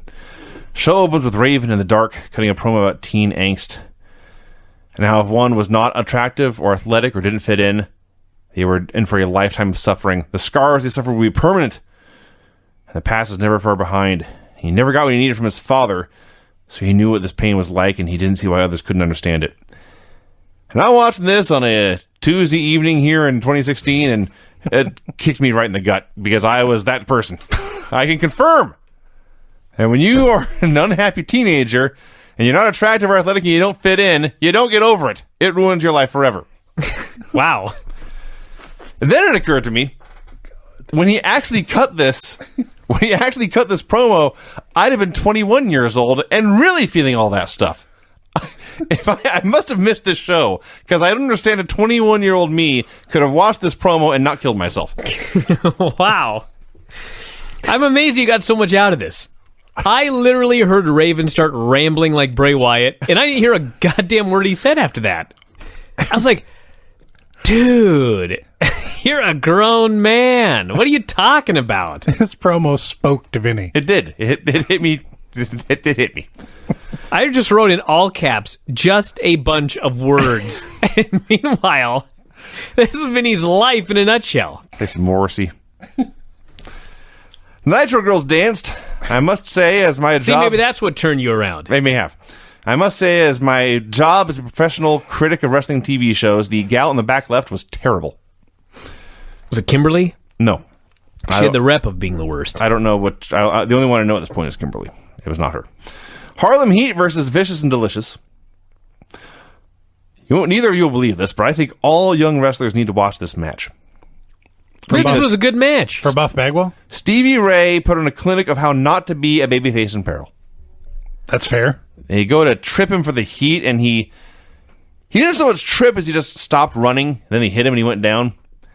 And about 2 minutes later, it's time for the hot tag, and his attempt to build drama. We've seen Ricky Morton or Shawn Michaels as Jeff Hardy, and they're on their back, and they're arching in pain and screaming and dragging themselves and gasping for air and crawling by their fingernails to that corner. Stevie stands straight up. His expression is blank. He holds out his hand, and he just walks a little slower than usual as he goes to the corner. He tags in Booker. Booker runs wild for a while, and then Vincent interferes with a DQ. You know, maybe this wasn't a great technical match, but I still liked it. Because when Booker made the hot tag, the place went absolutely crazy. And he's running wild, and they're going nuts.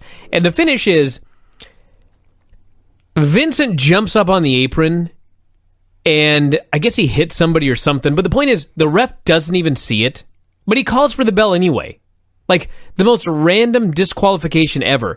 And the amazing thing was, the fans were so happy that Booker T and Stevie Ray got their hands raised. Yeah. They didn't even care how. They went crazy when it was announced that Booker T and Stevie Ray had won via disqualification. All I know is this was the first of many, many appearances by the NWO in run-in fashion on this show. Yeah, I hope you get used to them. Yeah, three people in this match are very good. Stevie Ray was also there. Bagwell's great. Then he jumped into the camera afterwards and he explained, I can't believe it's a DQ. This ain't Harlem. Yeah. That was his excuse for losing. They're not whatever. They're not supposed to win unless they're in Harlem. Yeah. By the way, this was the week that the WCW Thunder was announced as kicking off in January. Oh, no. Yeah. Which, by the way, later, Eric Bischoff in his promo very briefly mentioned it. JJ, we still want our show. Yeah. Because at the time, the idea was that Thunder was going to be NWO Thunder. But between now and the end of the year, they do an NWO Nitro, which is such an absolute epic failure that they dropped the idea. They already did a pay-per-view. Did they do the sold-out pay-per-view? They do, but they try a Nitro. Mm-hmm. But they didn't learn their lesson with the pay-per-view. No. They try a Nitro, where they actually had sets built and everything. I remember they did it. I remember no details. Because it sucked. But we'll get there. Barbarian versus Mortis. Speaking of sucks. First of all, I love that Barbarian and Mang are the biggest, toughest, most savage, animalistic tag team on the roster. But they come to the ring in blue velvet. Hey, you know, whatever's comfy. Last week on this show, Ming beat Wrath. Correct. Now, I, last week, second-guessed that because Wrath has only been there a while. They were trying to give the guy a push. Why was he losing to Ming? Well, this week, Ball Bearing came out here and beat Mortis, and then I understood. They're doing a tag feud. Right. Okay, well then that's fine. I'm cool with Meng and Barbarian winning both these matches. Well, that's what happened. Barbarian, they went back and forth a bit. Barbarian mauled him like a bear, had a power slam, and a kick of fear for the win. Which they said may have been a loaded boot. He did stomp his foot on the mat. So Wrath attacks Barbarian. Meng attacks Wrath, puts him in the tongue and death grip, and the segment ends with Meng alone standing tall. Vander. I was just saying, can you imagine a non-fan if they just tuned in and they heard you talking about Meng and the Barbarian beat Mortis and Wrath? Sure. Vandenberg tried to pull out Wrath, and he pulled him with such might that he pulled him clean out of the ring and dropped him on the mats below. Thanks, Jim. Eric Bischoff comes out for a promo. He hypes up the Clash of the Champions show they had that Thursday. I just love the idea that Jim pulled Wrath. As a small man pulling a big very, man. very powerful That's true. man. Yeah. Well, Modern day Paul Ellering. He was determined. he had Satan's power behind him. So Eric starts taunting Larry Zbyszko. He reminds everyone Larry cannot get within 50 feet of him, and that's it. Gene Okerlund brought Ric Flair and Curt Hennig out for a promo. He asked them about their match against Conan and Six at the Clash. Did you note, by the way, that they announced that Ric Flair was going to be facing Conan tonight? I know they announced Flair versus Conan and Six at the Clash. They announced Flair versus Conan tonight, That's not what happened. and then Flair wrestled Six. Yeah.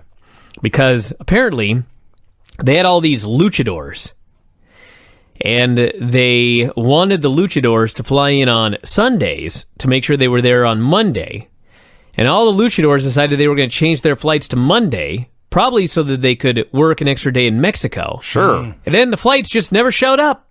So every Mexican, except for La Parca, missed the show. Well, Which, by the way, keep that in mind when you watch the Ric Flair match with Six, which was 100% called in the ring, because here, less than an hour earlier, they still thought that Conan was going to show up. that's amazing. That's a very WCW thing right there, by the way. Yeah. Maybe he missed all the lights like Eva Marie. So Flair says Curt Hennig will soon be a horseman. And Curt again denies this. And Curt starts to cut this promo and says, since I've been here, I've faced WCW wrestlers. I've faced NWO wrestlers. I haven't found anyone who can give me any competition. And Gene yanks the mic away and says, what about the Giant? And Curt looks at him and basically says, thank you for stealing my thunder. Yes, I'm fighting the Giant tonight. And he finishes his promo like a pro. But what the hell, Gene? So Curt vows to bury the Giant deep beneath the earth, and then he and Flair leave together, even though Curt has essentially rejected him about 18 times by now. I know, and I actually love the fact that Flair brings him out and addresses it every week on live television, putting the man on the spot. Listen, I know you tell me no backstage, but I'm going to make sure to bring it up in front of the people to put you on the spot so that eventually you will say, okay, fine, I will be a horseman. Were they that desperate for a new guy? Flair was. They had to go begging. I don't think Benoit and Mongo cared one They bit. did not. Stevie Richards versus Scotty Riggs. Okay. Maybe I'm old, all right? Yeah. But this bothered me in the 90s as well. Riggs is out there. He's looking all professional. He's got a physique. He's got real gear. He's got a tan. And Stevie Ray is out there. Stevie Richards, skinny fat, half shirt on, jean shorts. No, Daisy Dukes. Daisy Dukes. And he's the guy getting pushed. My biggest issue with ECW, actually there were a lot of them, but one of them was that so many of the guys looked like total backyarders. Like, I could not, as a wrestling fan, especially one brought up watching mostly WWF, I watched this ECW and it's like, not one of you guys makes enough money to, like, get a seamstress. You all just go to Walmart and wear whatever you find on the discount rack. And there was a point in this match where Stevie gets his half shirt ripped off, and it was like an immediate improvement. I was like, you went from a backyarder to kind of looking like a wrestler now.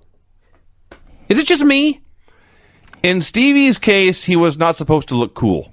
He was a dork comedy gimmick. Well, I don't know why he beat Scotty Riggs clean in this case, But yes, now my reaction, and I talked about this earlier, I didn't see a ton of ECW, but every time I watched it, in large part because it was guys out there in essentially street clothes, it stood out as different. And so that was good.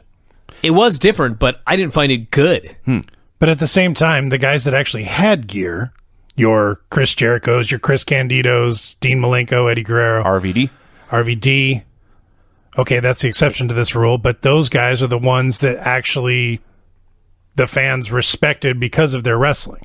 Mm-hmm. Everybody else, I mean, anybody can get some jean shorts and cut them up. And that's the key. Exactly. I think part of it was I was a backyard wrestler. Right. And so I didn't want to watch a show with a bunch of my geek friends having matches on a trampoline ring. That's what it looked like to me at the time.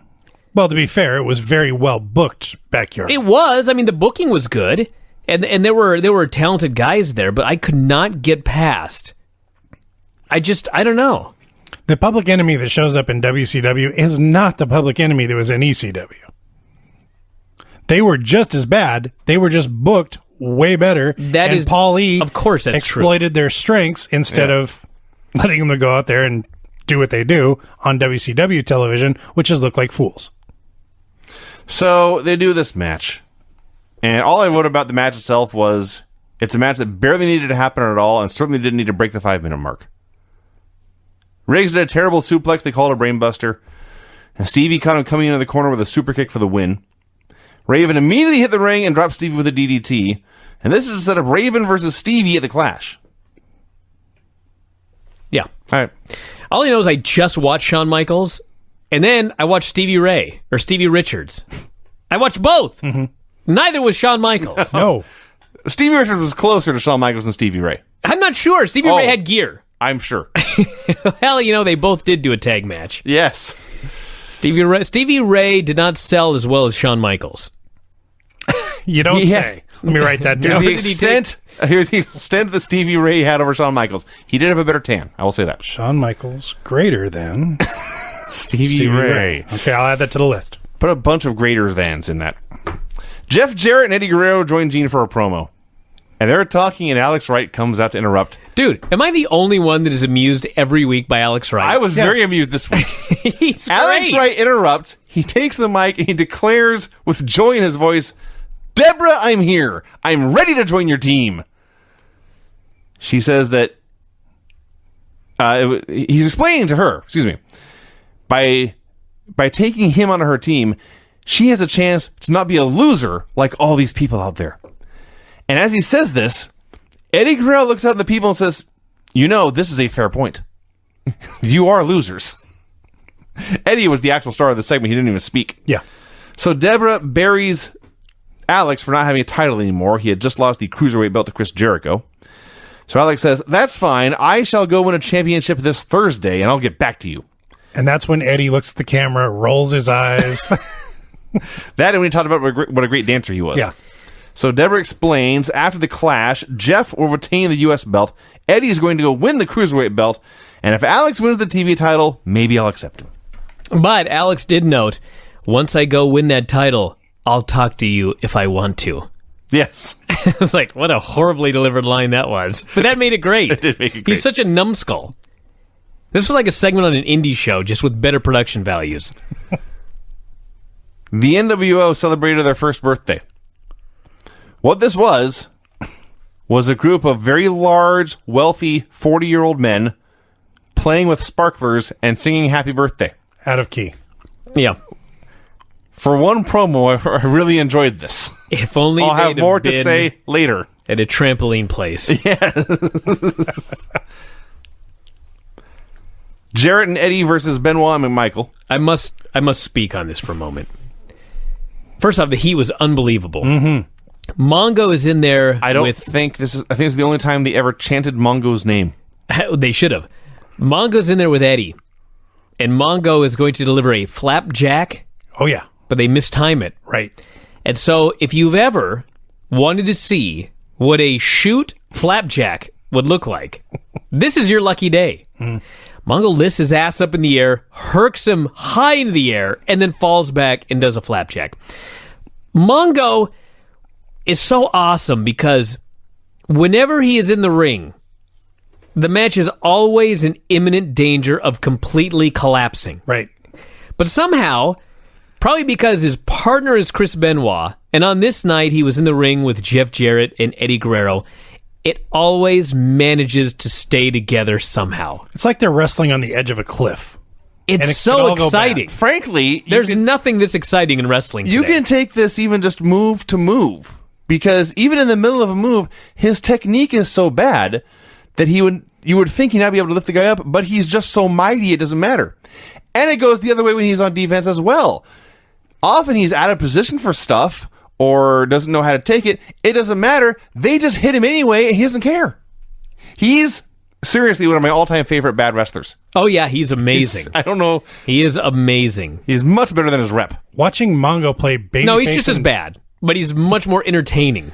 Watching than I remember. Mongo play babyface in peril was something. Yes. So, it goes without saying, Chris Benoit was good at his job. There's a four-way brawl breaks out. Mongo stops to confront his wife, Deborah. He takes the U.S. title. He plants Jarrett with his belt shot. He tosses Eddie out of the ring, and Benoit gets the pin. That was great. Talk about what was not great. Hall and Nash come out. Kevin Nash, renowned as a great talker and a great promo. May I... Here's everything that happened. That's where I'm going. Okay. They came out. They said they are going to prove they're the best that there's ever been, and they are too sweet. Mm-hmm. And then they left. How much time did this take? Here's what I wrote. Outsiders came out for a promo. They said they would beat Luger and Page later. I swear to God, it took them 5 minutes to do this. You wrote way more than I did. It took me 2 seconds to recap. This sucked. Well, they had to stroll to the ring looking really cool, and Now, we skipped over something. It was a recap, but I want to talk about it for a minute because it's something we overlooked. The segment from last week with Sting and J.J. Dillon. My favorite angle. We'll get to this more this week, but I want to go back to last week. JJ offers Sting a match, and he says, I will give you the match you've been waiting for. I have here a contract for a one-on-one match with 6. Now, the two of you are fathers, but Brian, your child is very, very young, so I'm going to talk to Craig for a second. Craig, as you've been raising this young man, at any point in the past, how old is he? he's 10. 10. In the past decade, have you ever had the misfortune of catching him in a lie? Of course. The look you gave Cameron the first time you caught him in a lie is exactly the look Sting gave to J.J. Dillon when J.J. offered this match against 6. You've never seen a man so disappointed. Disappointed and angry. Yes. And he's a man wearing paint. Yes. It's incredibly great. It's so astounding. So we have 6 versus Ric Flair. This was a hell of a match. Yeah. They all called in the ring. It was one simple high spot after another. What it was every Ric Flair match. The babyface takes 80% of it, and the heel gets offense for about 2 minutes, and then the babyface takes the other 80% of it. And I realize that doesn't add up, but trust me, it works. It was great. I also loved Mike Tenay explaining in the promo, Hall and Nash had referred to Luger and Page as a couple of J Brones. Could not believe that. And Mike Tenay says, for those of you who don't know, J Brone is a technical term for a professional wrestler without the greatest one-loss record. Yeah. Very serious. Hey, at least somebody explain one of these inside terms. So they had an incredibly fun match. 6 was so good. Why was... Flair was so good. Well, duh. We all know Flair was good. Flair, the reputation people have from X-Pac in these days is the X-Pac heat term. Who would not want to watch Sean Waltman wrestle? I think that may have come a little bit later. I'm mystified. So they're doing this great match, and Flair goes to the figure 4 when all the B-teamers hit the ring for the DQ. And Hennig runs out to make the save, and he hits the ring, and the B-team scatters before he can lay a hand on them.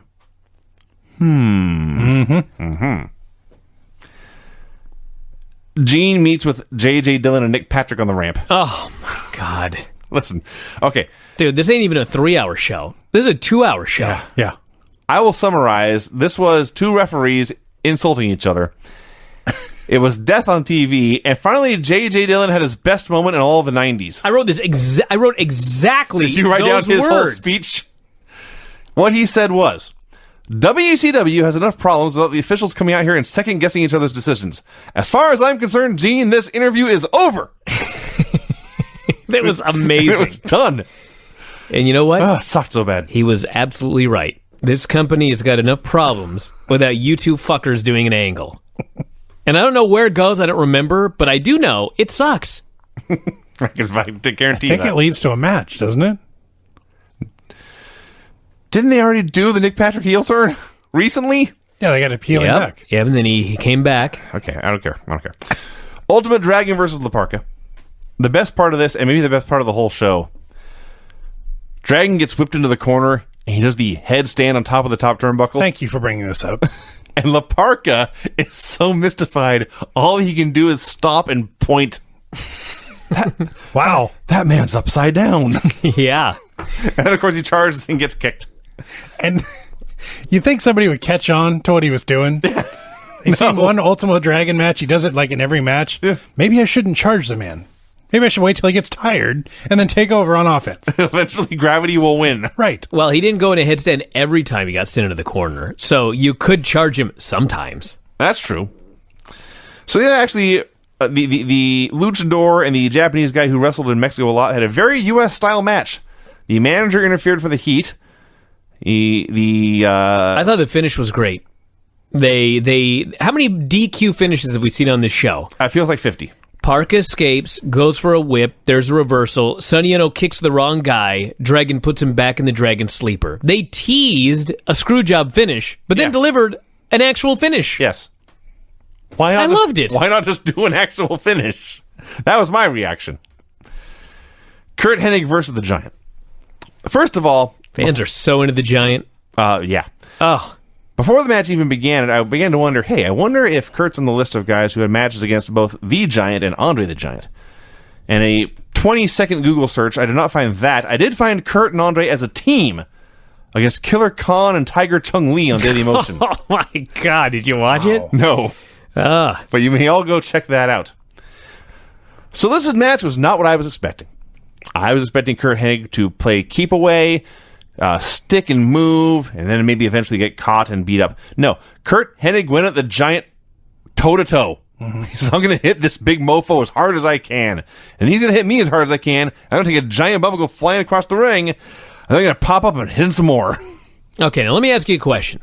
Because maybe I got this wrong, but I want to tell you what I saw at the end. And you can correct me if I screw anything up.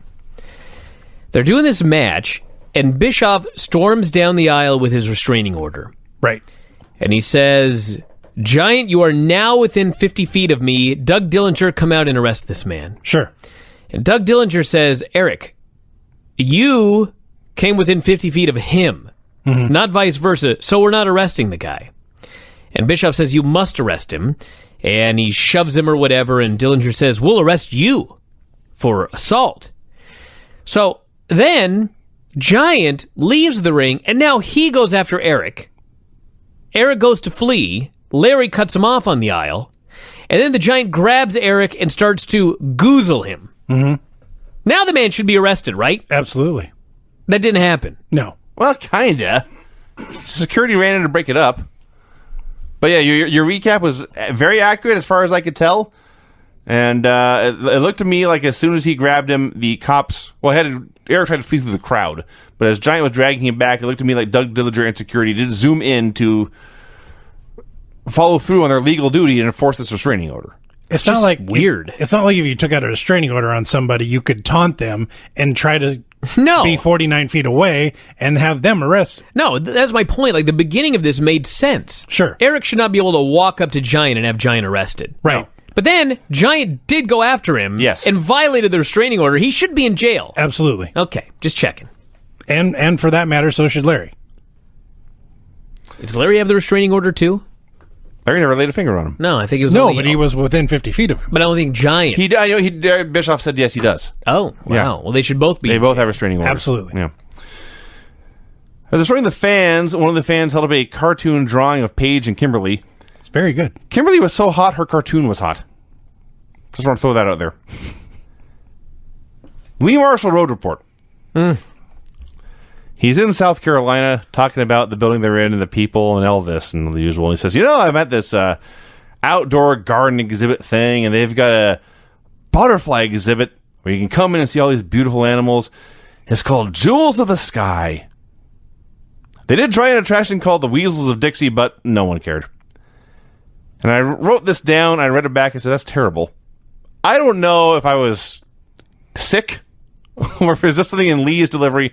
I laughed out loud at this one. Really? I laughed out loud at the Weasels of Dixie, but it was the no one cared part that really got me. He finally got you. A year and a half of this garbage. Well, the fact that Bobby didn't even react to him made it funnier. Sure. And now my favorite angle. It is so perfect. It gets better every week, actually. Dylan and Okerlund come to the ring. They address Sting. And Dylan says, you know what? I've been offering contracts and matches to Sting, and he's been turning them down. My patience is wearing thin. Yeah, which means he's had 7 more days, and he still can't figure this out. Yes. He is a thundering dunderhead. He's thought of everything, and now he's getting mad. He's gone up and down the roster from A to Z. Who does Sting want? He actually said, Sting, I need you to talk. I need you to tell me what you want because, quote, I don't have a crystal ball. Yeah. It's amazing. I love it. He says, Sting, I need you to step up to the plate and tell me what match you're looking for before we are forced to go through our separate ways. And I don't want to give you an ultimatum, Sting. But within 72 hours at the Clash of Champions, I need you to tell me what match you want. Fans are chanting, Hogan, Hogan. Signs like, quote, JJ, Sting wants Hogan.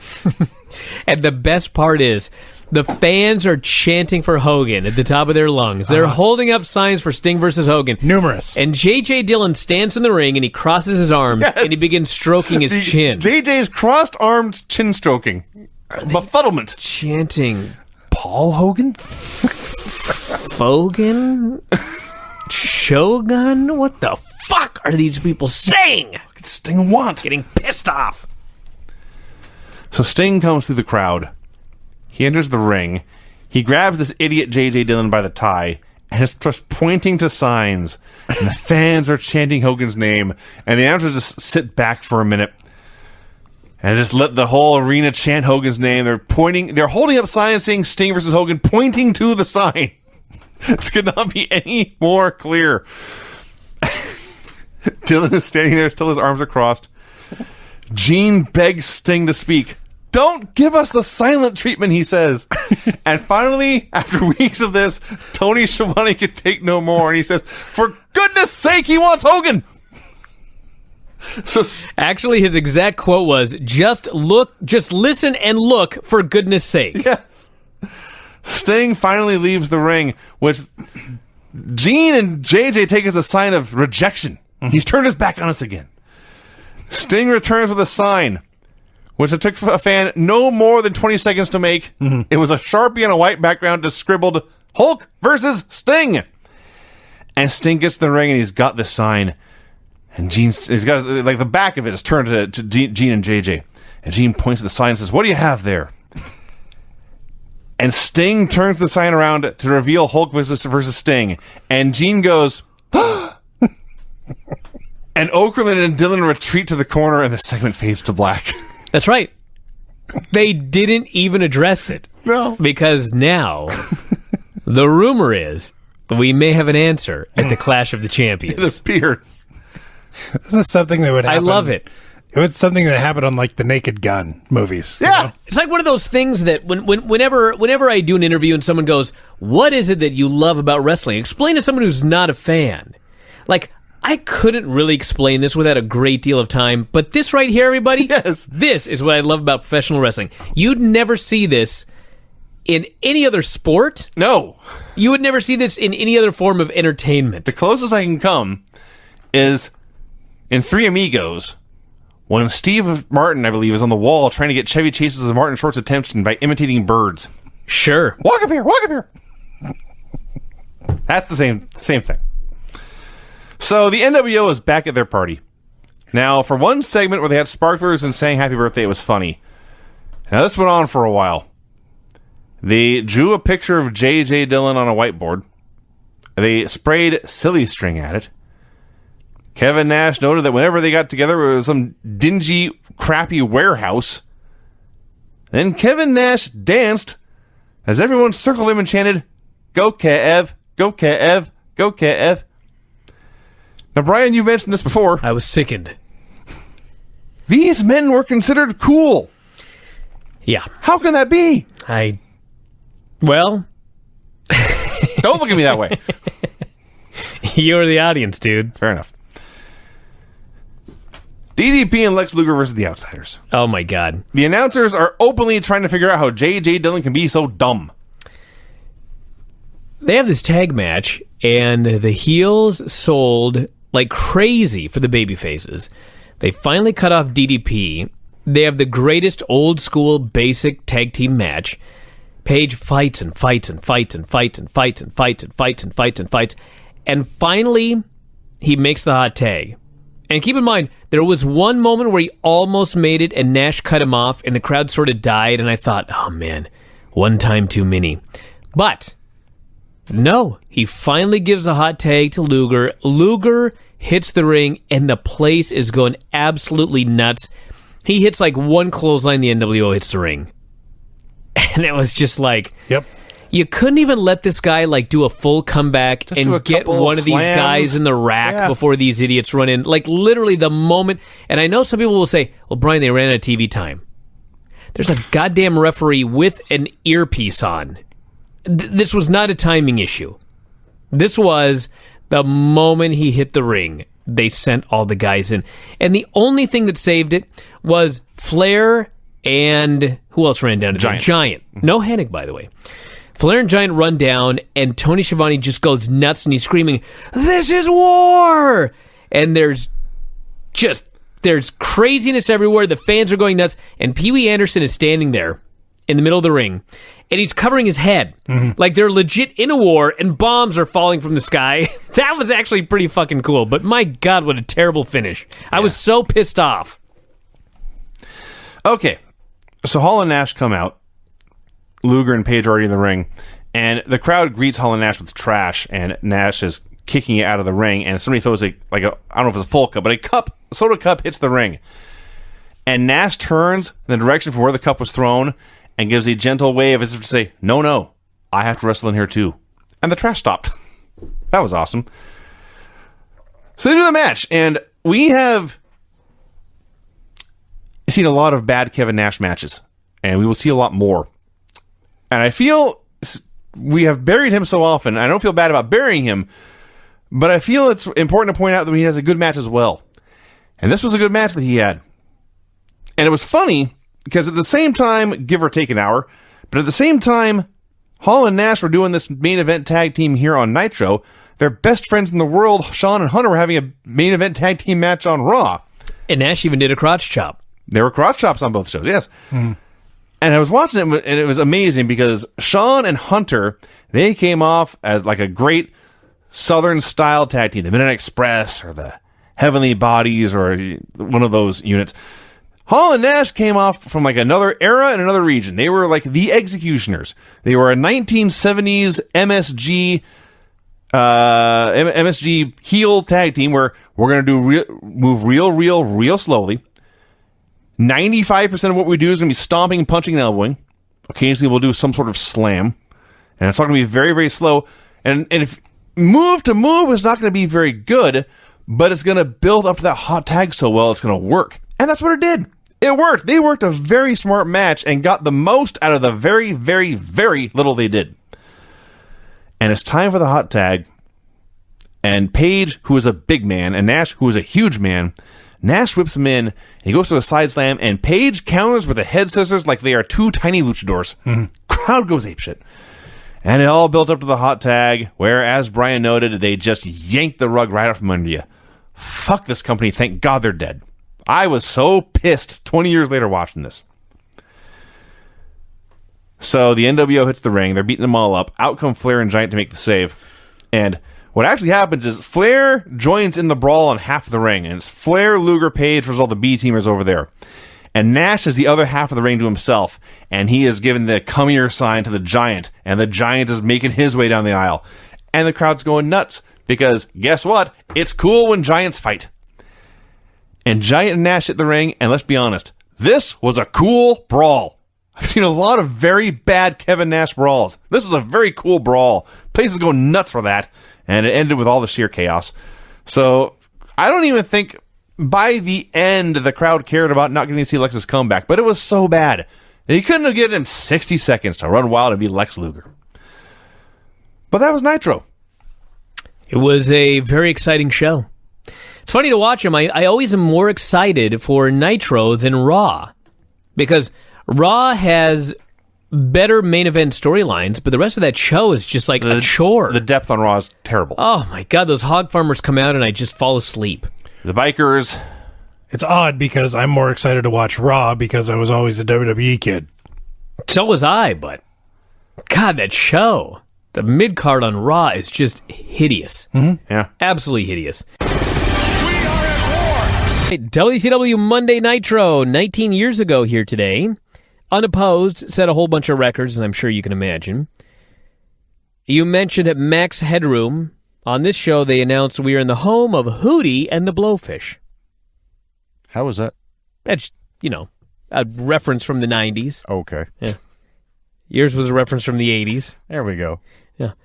So, Tony says the Clash of the Champions took place on Thursday. And now, there is no doubt who it is that Sting wants. Yeah, because on last week's Nitro, he stood in the ring with a sign that said Sting wants Hogan, and WCW still wasn't sure. It clips from the Clash of...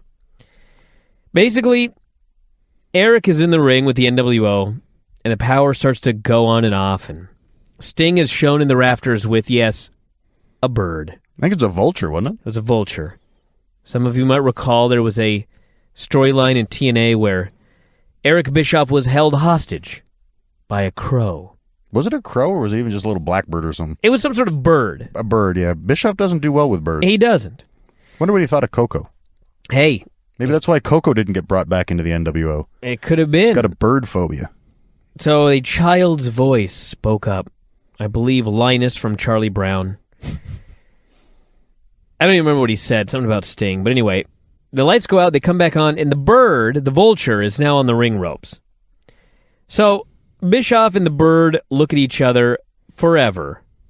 And I mean forever. He gets a little bit close to it, and then he backs away. Yes. Then he regroups and talks to the NWO for a little bit. So apparently the bird was supposed to drop a note to Eric. I think there was supposed to be a note on its leg, like it's a carrier pigeon for some reason. But I think the note fell out somewhere along the way. So Eric was supposed to take the note, which I assume said, I want Hogan or something. Sure. But there was no note, so they just stood around and looked at the bird for a long period of time. So they looked at this fucking bird forever. Like it seemed 20 minutes. And then, here's the thing. Let's say the bird was supposed to have a note. Or you know what? Let's say the bird wasn't supposed to have a note. There was so goddamn much garbage in the ring. I don't know why Bischoff didn't just reach down, pick up a crumbled piece of paper, open it, say, this is from the bird.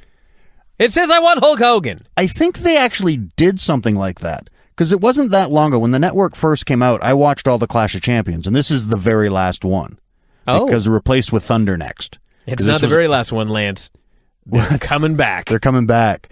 And I believe when I watched it, he eventually just reaches in his pocket and pulls out a piece of paper and reads the message. And I guess maybe they thought it looked too ridiculous, so they edited it out on Nitro.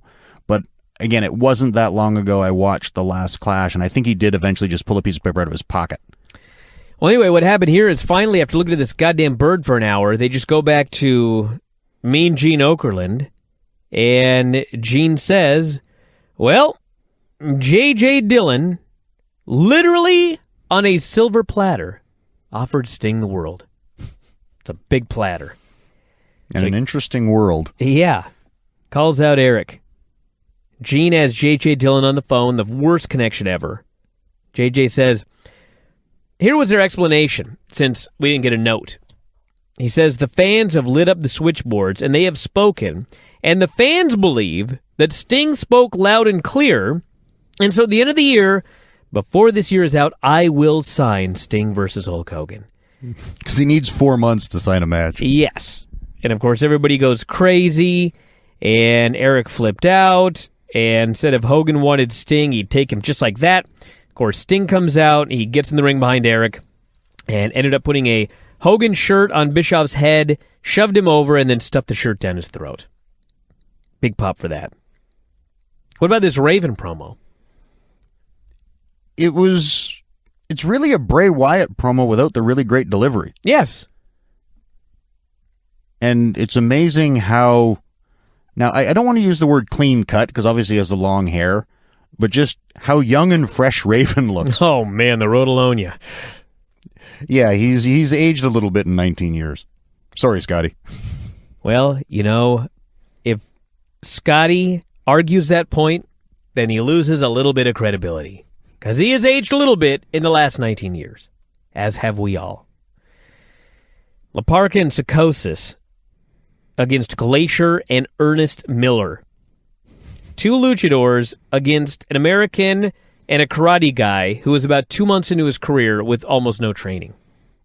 But in like 2 minutes, karate guys had the win, but no ref. La Parka waffled, I believe, Glacier with the chair, and the heels got the pin. And then Ultimo Dragon came out to complain to Sonny Ono, and then Silver King, and then a brawl, and dudes all over, and Ernest doing a dive, and it was a mess. Yeah. Did I miss anything?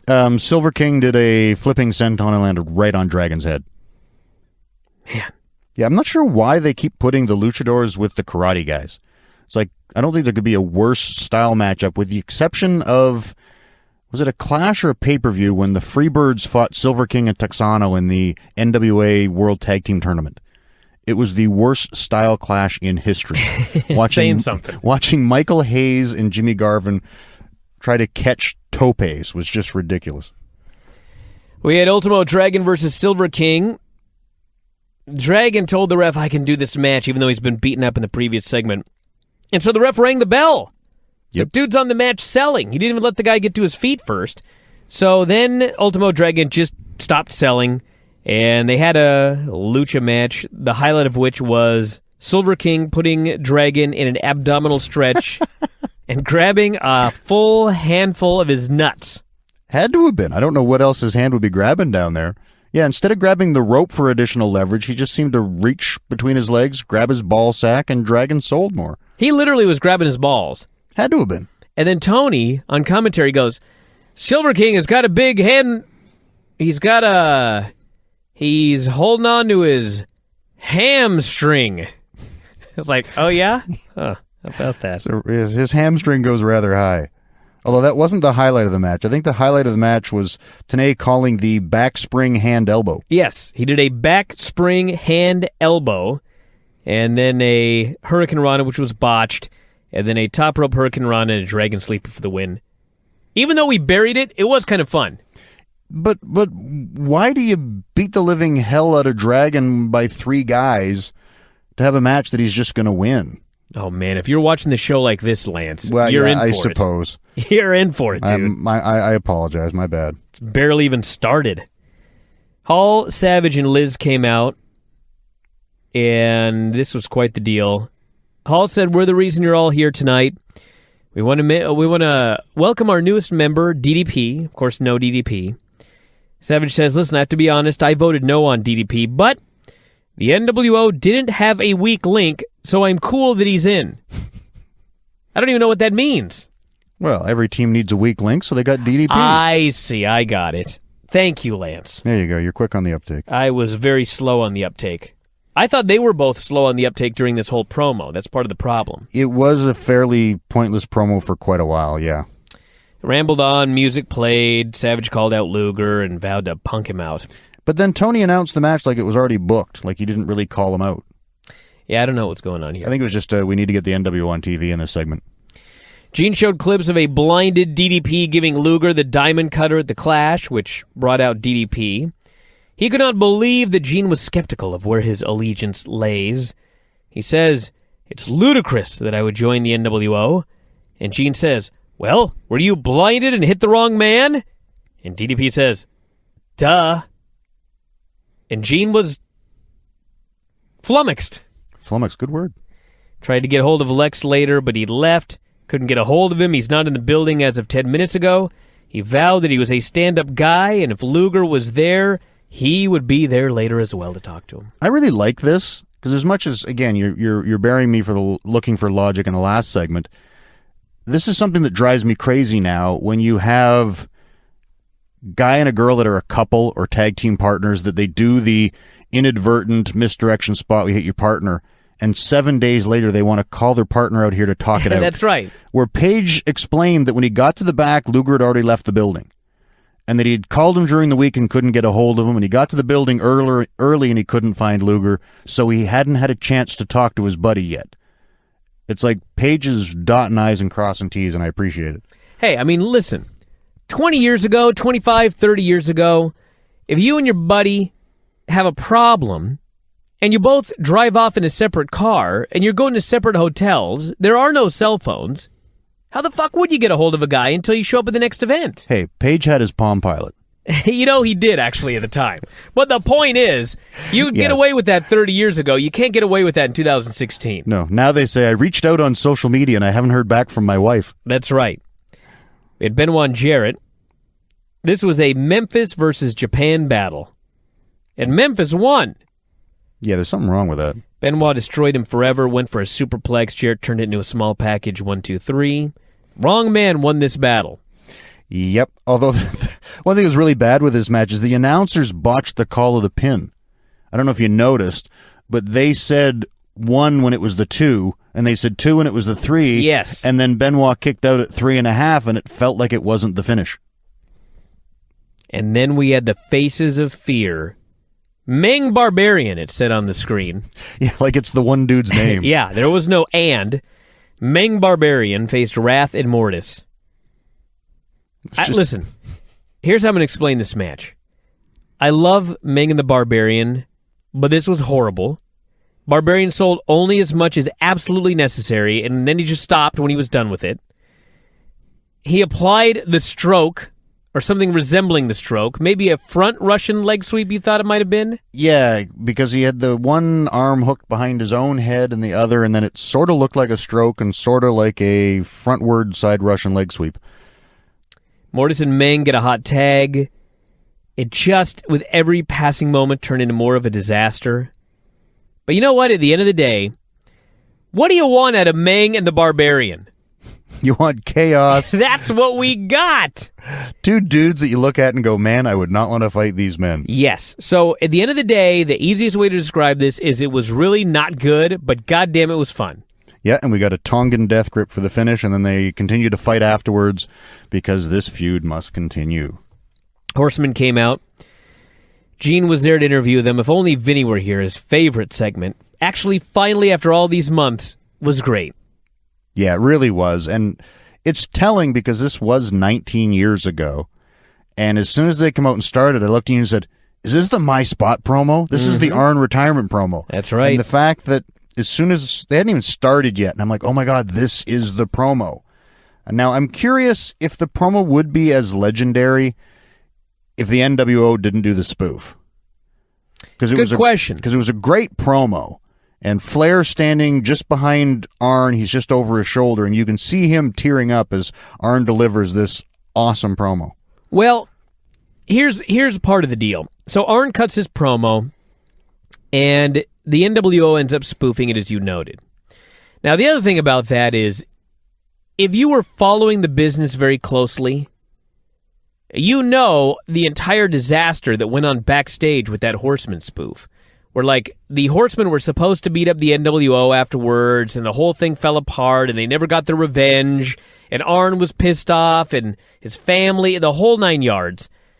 I think that the combination of this promo, the spoof, and the backstage stuff made it legendary if you were there in that era and you were following the whole thing. But this was a goddamn great retirement promo. Flair's crying. Essentially, Flair calls out Hennig. Hennig doesn't want to join the Horsemen, so Flair said, you know what, I figured you would say that. I've got a man who wants to talk to you. It's Arn Anderson. And Arn talks about, I got 4 vertebrae out. I have no use of my left hand. Some guy in the gym slapped me on the back. My whole system shut down. I know I got to walk away. Flair's weeping in the background. He says, I want you fans to remember me for what I was, not what I am right now. And I have one last challenge to you, Curt Hennig. You have something special. And I want you to stand by my best friend, Ric Flair, and I want you to make the Horsemen great again. And I'm not just offering you a spot with the Horsemen. I'm offering you something that only I can give you. I'm giving you the only thing that I have left, my spot. And Hennig says, it would be a privilege. And he shakes hands and he joins the Horsemen. Because that's a big deal. Because that's the one thing. It's like Flair and Arn to this point are the two constants. Yes. Flair's obviously at the helm, always has been, always will be when it comes to the Horsemen. But we've seen what? When you got Ole, Sid, Luger, Benoit, Mongo, Jarrett was sort of in for a while. Was Paul Roma already in and gone at this point in time? He was in and gone, yeah. All of these people in and out, but it's like Arn's a constant, and it's like there's been a lot of people that had spots, but Arn's was a meaningful spot. And like this was a powerful promo. I remember this vividly. Dude, I must have transcribed it because I remembered it word for word when I watched it. It was crazy. Awesome segment. I also wonder, what if they had had a guy and Arn gave him the spot and the guy didn't turn on Ric Flair immediately, which is what happens here. Spoiler, everybody. I mean, if he really had passed the torch to the right guy, I wonder what that could have done for WCW and the Horsemen, instead of just being yet another angle to humiliate Flair.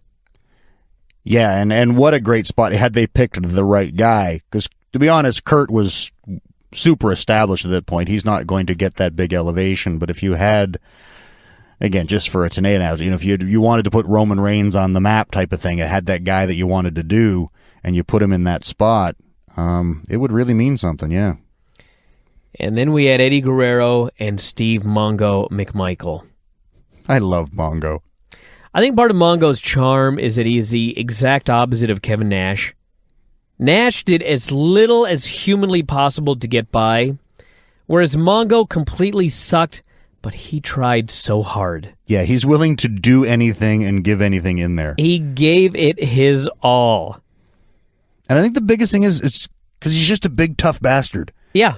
And it's like, if you have to hit him for real, he's fine with that. If he just has to throw his body somewhere and hope for the best, he's willing to do that. He's got no finesse. He's got no grace. But damn, he's just going to go to it. But you know what? Let's look at the Retro Raw. You got Ken Shamrock. Yep. Ken Shamrock was a UFC fighter. He was somebody different. He was somebody special.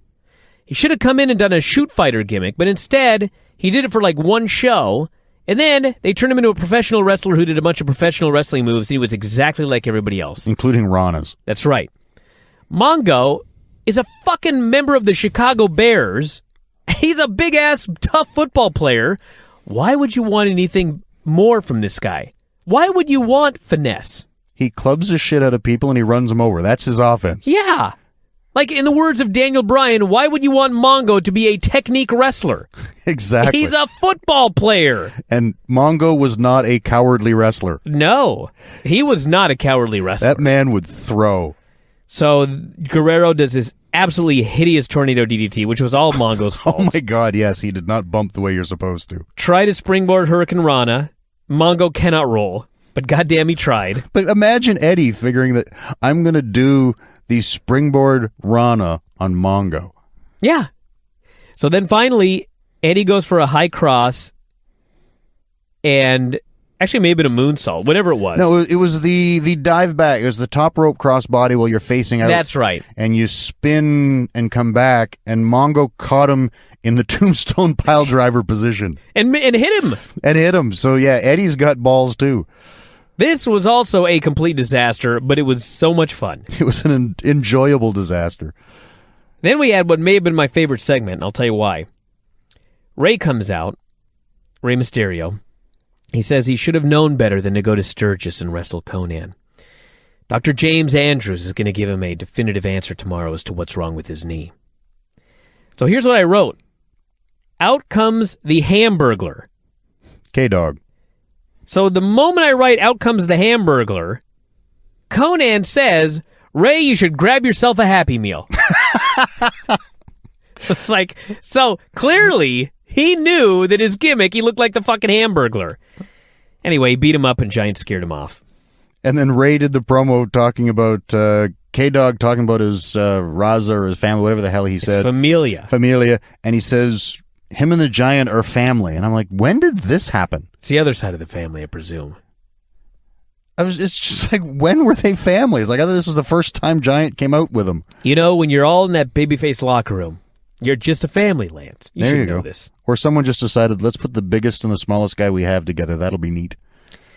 So there aren't a lot of matches where you take two guys in 1997, and not only are those men still around in 2016, but it's virtually guaranteed that if they wrestled today, the match would be significantly better. Yeah, although before you get to that, Bischoff came out the start of the second hour, which we're just getting to now. That's right. And he sent Bobby Heenan and Mike Tenay away, so it was Shivani and Eric at the desk, and this was not a good substitution. Oh, Yuji Nagata and Chris Jericho. Yeah. And I know you won't stooge me off, so I'll stooge myself off. When Jericho come out, I pointed out to you that at this point in time, Jericho's still pretty green and excited and often rushes and goes really fast and it gets ugly. And no sooner had I said that this match had a couple things go awry and it sped up and got ugly. The best part. Something went wrong and the match starts to fall apart. And Jericho's solution is, I must just go faster. Yeah, and he's doing the Japanese clothesline in the corner thing. That's right. But he's doing it the way Kane did, and it's basically trying to do it the speed of the uppercut train. Yeah. The best part, he's throwing the man corner to corner, and he begins running so fast that he lapped him. He passed him. He had to slow down again and then throw the guy into the corner. I was dying. And he did 3 or 4, and by the third one, I think he did get to the turnbuckle before Nagata. Anyone. I don't even remember how. I was still laughing and typing about it. He put the Lion Tamer at the time. He tried to do the double or triple power bomb. He power bombed him, picked him up, only got him about sternum high, power bombed him again, and put him in the Lion Tamer. And it wasn't until he had the Lion Tamer on that either of the announcers mentioned there was even a match in the ring. They completely ignored them talking about other stuff. My father-in-law's here, and he walks by, and he watches the match for like maybe 10 seconds. At the most. And now keep in mind, to be fair, he is a huge sports fan, but he watches no wrestling. So he watches it for like 10, 15, 20 seconds, and then he turns to us and says, why are the announcers talking about everything except the match that's in the ring? Yeah, I think he said, why are they arguing rather than talking about the guys in the ring? And by the way, for those wondering, the ratings, even though this was unopposed, when Bischoff and Shivani got out there and they really started bantering back and forth, lost viewers in large numbers. Wow. Yep. So I wasn't the only one that thought you this were was not terrible. the only one. People were like, fuck this show. Harlem Heat and Jackie's enormous tits came out. I even made a note of that because I figured Craig would and I was filling his shoes. I don't want to be a pig, but I mean, come on. There was a lot of boobies out. Cutting a promo, the Steiners came out, then Vicious and Delicious, and I guess they're setting up something. I don't even know what the point of this was. It was, just to get guys on television and help fill those hours, I guess. Dean Malenko and your main man, Alex Wright. Yep. Alex Wright. Have I ever noted, Lance, that Dean Malenko is awesome? You may have mentioned it once or twice, and he was quite awesome in this on several occasions. Let me tell you something, everybody. I watched this with Lance Storm, renowned technical wrestler. And there were at least 2 points in this match where you went, whoa.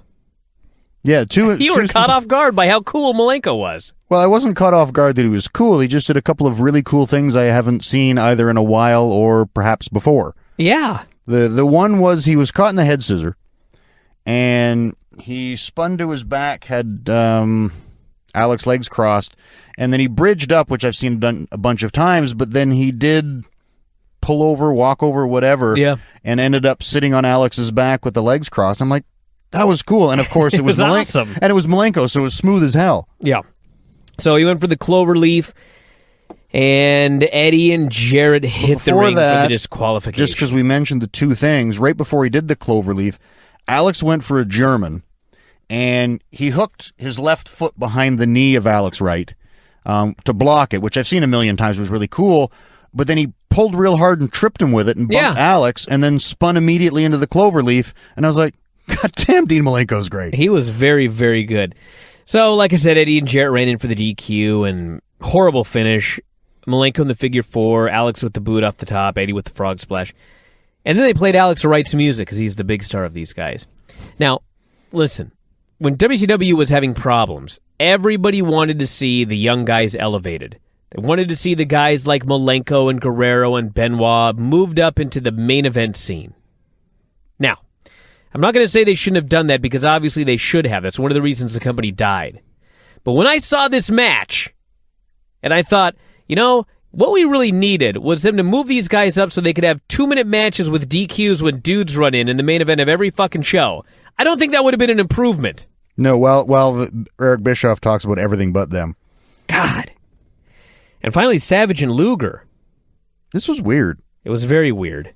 In fact, weird, I wrote right here at the end. Weird finish. So, Savage worked him over. Forever. Yeah. Like, he jumped him at the start and Luger got nothing. And it was weird because he rammed his head into the post, and then he rammed into the guardrail repeatedly, and Luger went down like he was gigging, but no blood came out.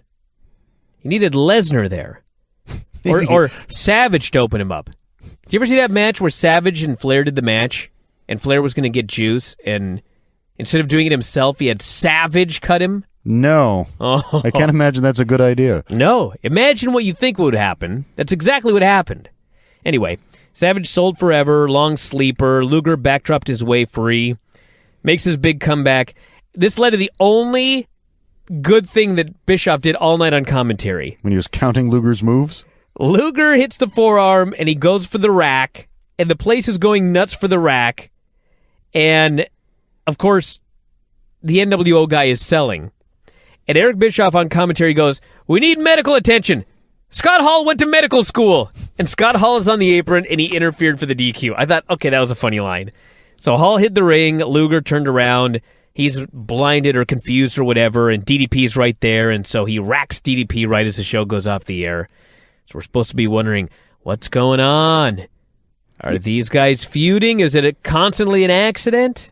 Yeah, it was a good idea for a finish, in that, again, DDP did accidentally, or perhaps on purpose, hit his finisher on Luger, so they found a way to have Luger get his on DDP, so storyline-wise, it was good. But, again, it's amazing that Luger got no offense for what felt like 10 or 15 minutes.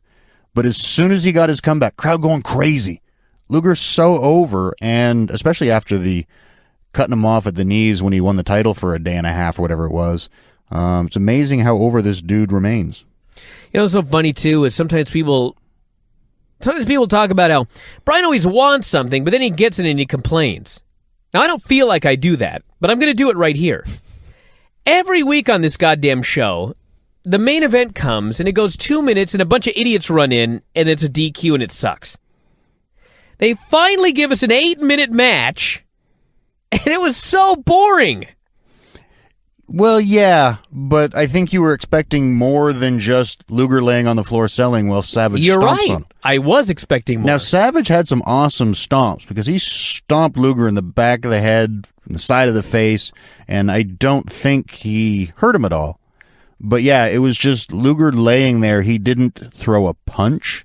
He didn't try to push Randy off. It was just, I will sell, you beat me up, and when it's time to go home, we'll go home. And that's what happened. And that's Nitro, everybody.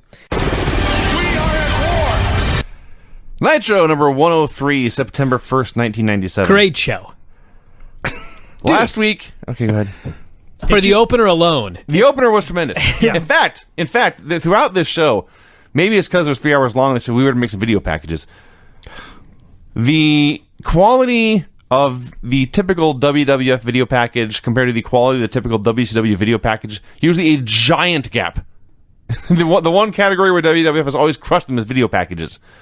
This show had 2 or 3 videos that would been as good as a typical, or as good as a good WWF video. Dude, this Arn Anderson video package that opened up the show. Mm-hmm. Have you seen Raw yet? I have not. Okay, they do a video package for Mr. Fuji. Mm-hmm. Mr. Fuji. Yeah. Sure. This is the nicest video package you've ever seen. Yeah, I thought he did a lot less. And it's long as hell. Yeah. First off, I was just amazed. Second off, this was very much like that. They were going to destroy Arn Anderson on this show, and they did. But boy, did they make a really nice video package. When it was over, you're like, maybe this guy should be in the Hall of Fame. And that's where the comparisons to Arn Anderson and Mr. Fuji stop. Pretty much, yeah. They were both tag team champions. This program is dedicated to the enforcer, Arn Anderson. Yes. 4 horsemen. They pointed out horsemen came and horsemen left, but the two constants were always Ric Flair and his best friend and backup, Arn Anderson. Brian, you love this show so much. Let me ask you a question. When is Fall Brawl? Fuck if I know. September. It's 2 weeks away. Yep. What have they built for Fall Brawl, the I have pay-per-view? no idea. Nothing. Nothing. Zero. War Games. Who's Listen, in War Games? Vinny? there's a lot of We're problems. hinting at it. There's 2 weeks. There's a lot of problems Didn't write with it down. WCW. They But were they mentioning- still had a good show. They were talking about how some guys are in and some spots left to fill. I was not writing it all down. But this video package, beyond being just Ric Flair's enforcer for so many years, he was also an all-time great tag team wrestler and the best TV champion, the longest reigning TV champion in the history of the company. Now, I do have one question for the historians out there because I actually don't know. During one of these video packages, there is a clip of Arn Anderson standing next to his tag team partner, Buddy Landell. Yeah. Said Mid-Atlantic on the back of the... Wow. There was a point they were doing Arn tributes throughout the show, and one of them was an Arn promo with Buddy Landell at Starrcade 85. Man. I guess he's a friend of all Nature Boys everywhere. You know, I guess he is. Anyway, this video was tremendously great. And the announcers opened the show.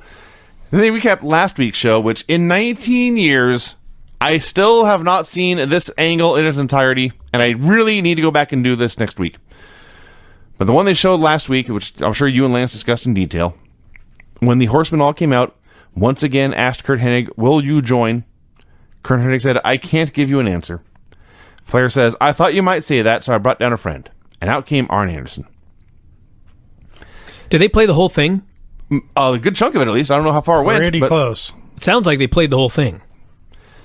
So Arn says, I was a man of average size, average speed, and average ability. And he said that, and I thought, clearly you have never seen yourself work. Still had a very successful career, but then a few months ago, they had taken 4 vertebrae out of his neck.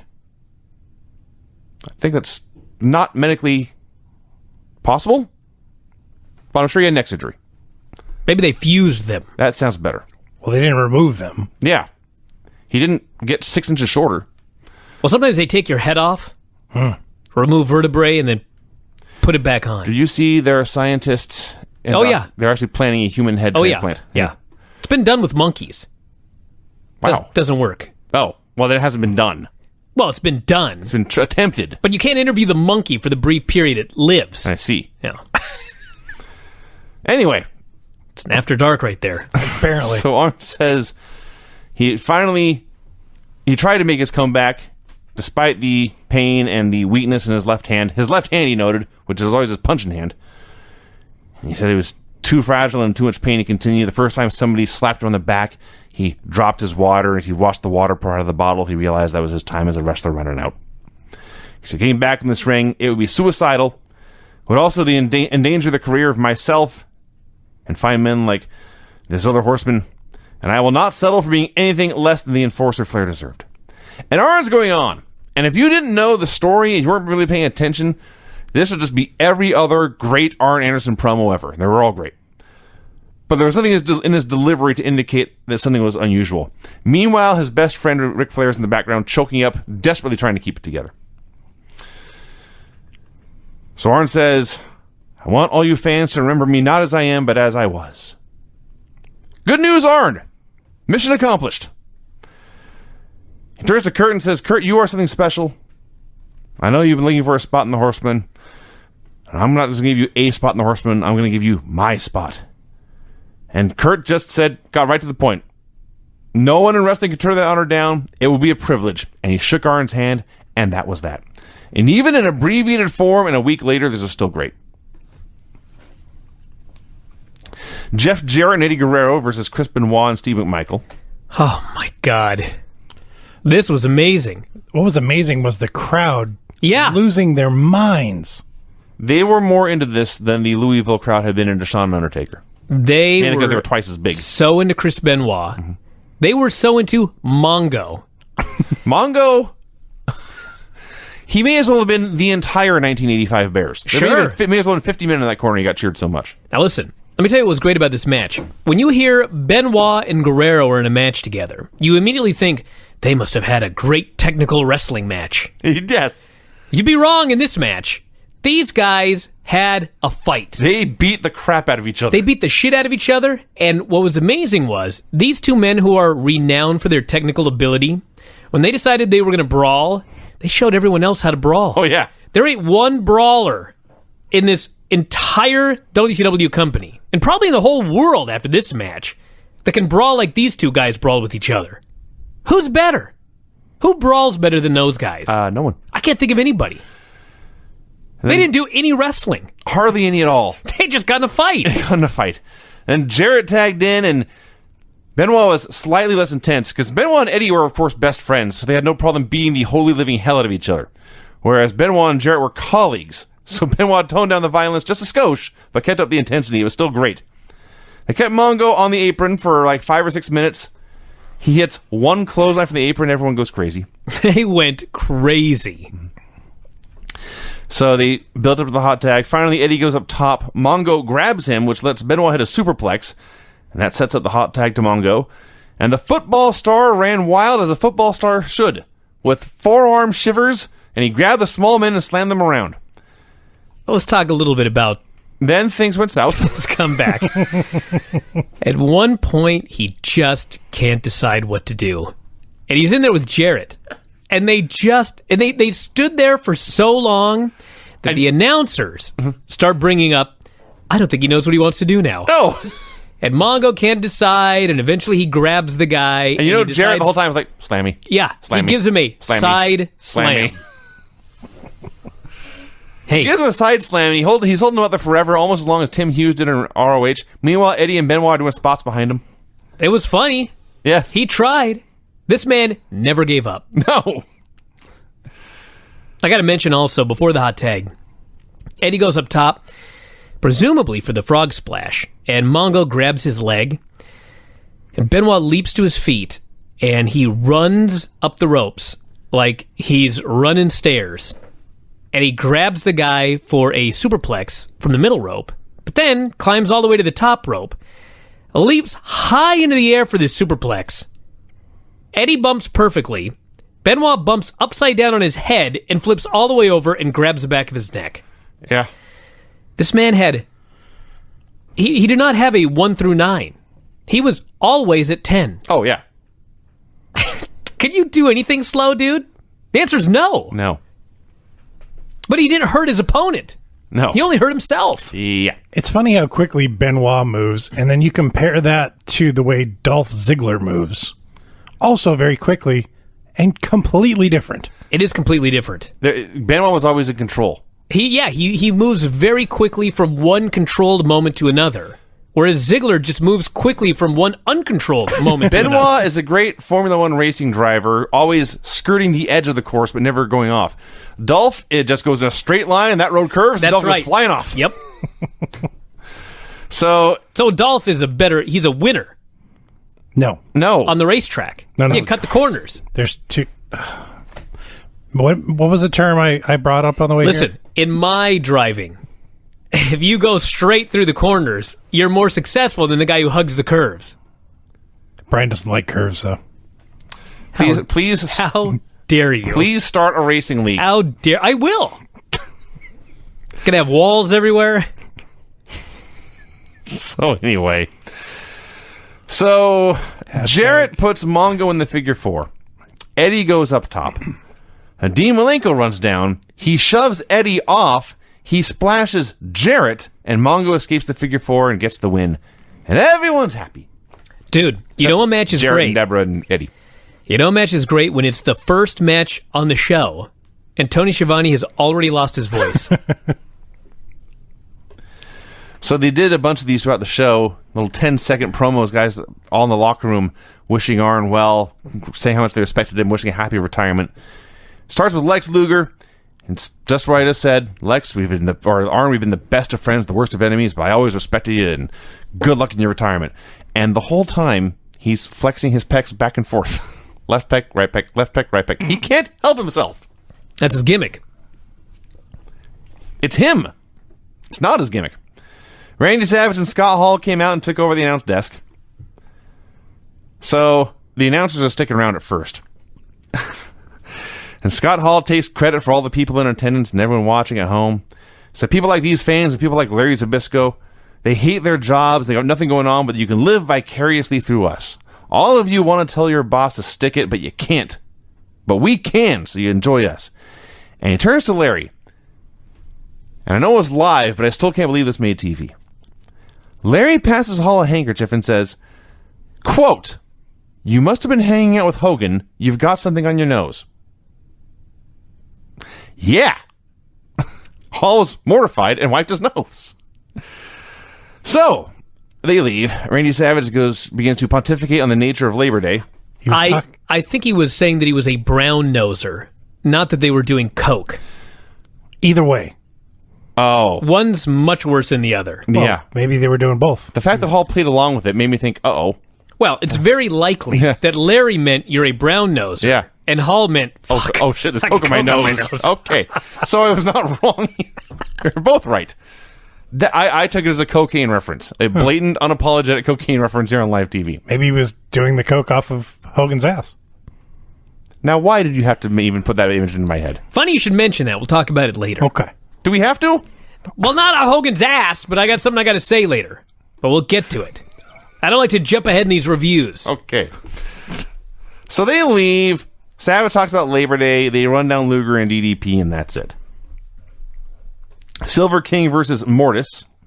I was expecting a total train wreck, but for the most part, they were totally fine together. Dude, that's because Silver King is great. That's true. And a new generation of youngsters is going to come up because of these shows and understand the greatness of the Silver King. That's right. So, Mortis won with the downward spiral and the avalanche Samoan drop. It was short, but it was totally fine. Talk about the best part.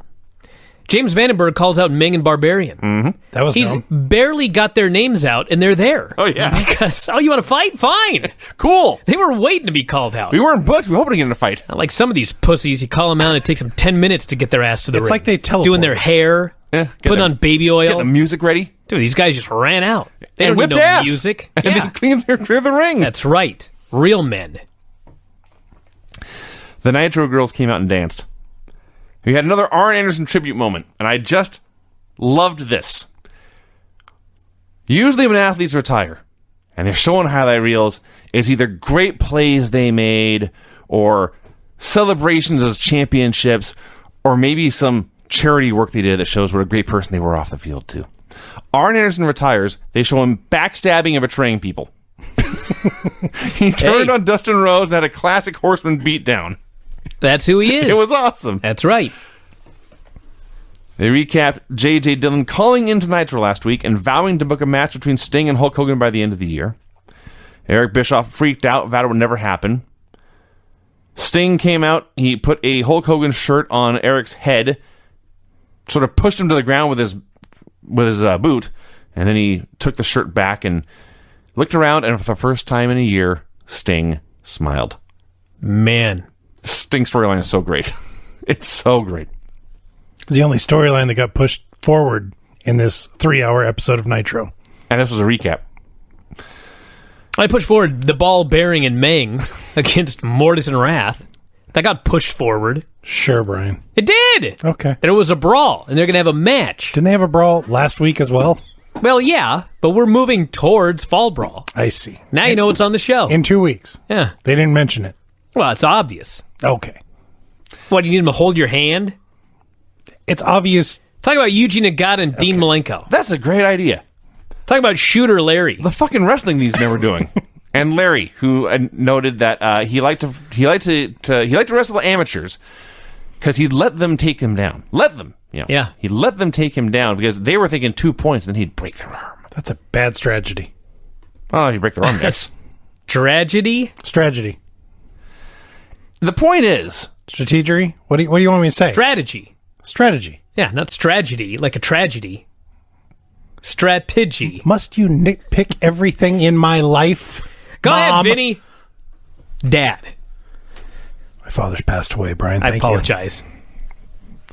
The point is, Yuji Nagata and Dean Malenko were doing this fat-ass awesome pro wrestling on the mat here. And you watch this and you think, no wonder PWI ranked Dean number 1. Dean was the best. You just figured this out? Well, I've been no. talking about this for years.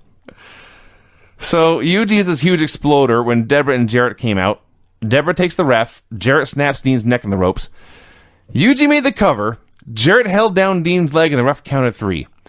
And Yuji pops up absolutely, completely bewildered, no idea what is going on, and I bet that in real life, he was completely bewildered and had no idea what was going on. I just thought this man needs to build up his confidence. I love it. He looked at the ref and was pointing at himself like, me? I won? Mm-hmm. You know, I want to mention one thing going back to that Shawn Michaels match. I don't like to harp on things, but when The Undertaker hit Shawn Michaels with the brass knucks, there's no ref. Undertaker covers the man, and Earl Hebner comes over and he does this dramatic count, which, by the way, is not even a normal cadence because it's Earl and he's knocked unconscious, so he goes 1, 2. Shawn kicks out at the very last second, never looked at the referee. That is your pet peeve. Because he was great. So Yuji wins. DDP does a promo talking about respecting Arn for giving it his all in the ring. The Nitro girls danced. For the record, Spice was the hottest one. Kimberly. I thought you'd say Whisper. She's not there yet. Oh. She's coming. When I say she's the hottest one, that is high praise. They're all hot. Oh, yeah. La Parka versus Ultimo Dragon. So at some point, either on the show I missed or on Saturday night or the Clash maybe, Dragon had turned his back on Sonny Ono. He was now a full-fledged Technico. And Sonny Ono is bringing a legion of Japanese and luchadors to fight his battles for him. It's been going on like a month. Has it? Yeah, because he was managing Psychosis at one point. So Dragon runs wild forever until he goes after Ono on the floor and Parker wipes him out. And in most matches at this point in the match, things would slow down. Not this one. These dudes kept on going. Non-stop action here. Finally, Parker tried to use a chair. Dragon kicked it in his face instead for the pin. So Ono hits the ring afterwards. Dragon invites him to attack. Sonny obliges. Dragon whips his ass and puts him in the Dragon Sleeper. And then Parker grabs a chair to chase him away. You know what was interesting during this match? This is La Parka against the Ultimo Dragon. Fans are going crazy, and they're chanting Ultimo Dragon's name. Mm-hmm. The Ultimo Dragon. Yeah. That's when it struck me that this Nitro was like a snowball rolling down the hill. This whole WCW Nitro phenomenon. It started to get hot, and then the fans showed up, and they were totally into everything. And then as a viewer, when you watch television, the fans were so into everything that it made you interested in it. And it was just, all this momentum was building. And it kept building, by the way. What year are we? 97? Right. Mm-hmm. Kept building for another year before it really started to fall off the cliff. But while the momentum is building and the fans just love everything about it, there's so much dumb shit already happening. It's like the reverse of what's going on Raw right now. You could have an amazing match in the ring, and then the fans are sitting on their hands, and it doesn't transfer to you at home, and so you're actually bored with something that's pretty good on television. Uh-huh. Arn cuts a promo, or in the past, this is where they showed his promo with Buddy Landell at Starrcade 85. Buff Bagwell versus Glacier. Bagwell was so good. I love this match. He got a good match out of this numbskull. Glacier.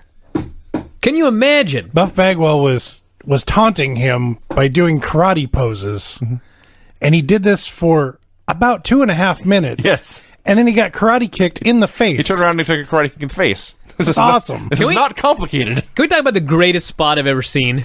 Please. Glacier makes a comeback. He's so bad. He mistimes a high cross off the ropes, and he almost breaks Bagwell's leg. But... And Bagwell's got great instincts, and so he sells his leg, then forgets, because that's not part of the match. So Glacier goes to give him a superplex. Mm-hmm. So Bagwell's sitting on the top rope, and Glacier is going to suplex him into the ring. Correct. However, Vincent is out there with Bagwell. And so Vincent grabs the back of Bagwell's shirt, trunks, whatever, and Glacier has got to be the first man in history to superplex himself. That's right. That's probably true. He powered nobody up and kept going and fucking fell 2 stories into the ring. Yeah. I'm sure on paper it was like, hey, this is a great finish. This looked so fucking stupid. Well, you He see, looked like such an idiot. Am I wrong? He superplexed himself. he tried to use all his might to get Bagwell over, and then all of a sudden, he didn't need that much power.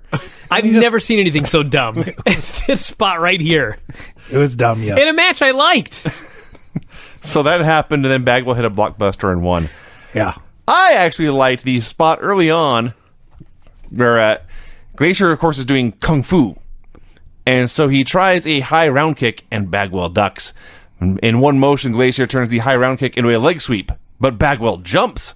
And then Glacier spins around to his feet, and Bagwell slaps him in the face. And Bagwell turns to the camera. He does a kata, ends it with a big slap, and he laughs, and he turns around, and that's when he got a karate kick in the face. Dude, this match was good. Yes. How could you not like this match? So it's time for Larry Zbyszko to pay tribute to Arn Anderson. Okay, did he say what I think he said? Tony, Probably, but why don't you tell me what you think first? Larry Zbyszko is a tool.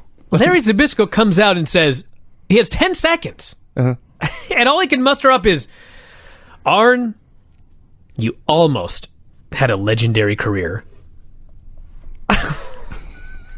What? He's a tool. So what he said was, You son of a bitch. the end of your career has come too soon. You were almost legendary, but now it's over, and you're history. Wow. That was his tribute.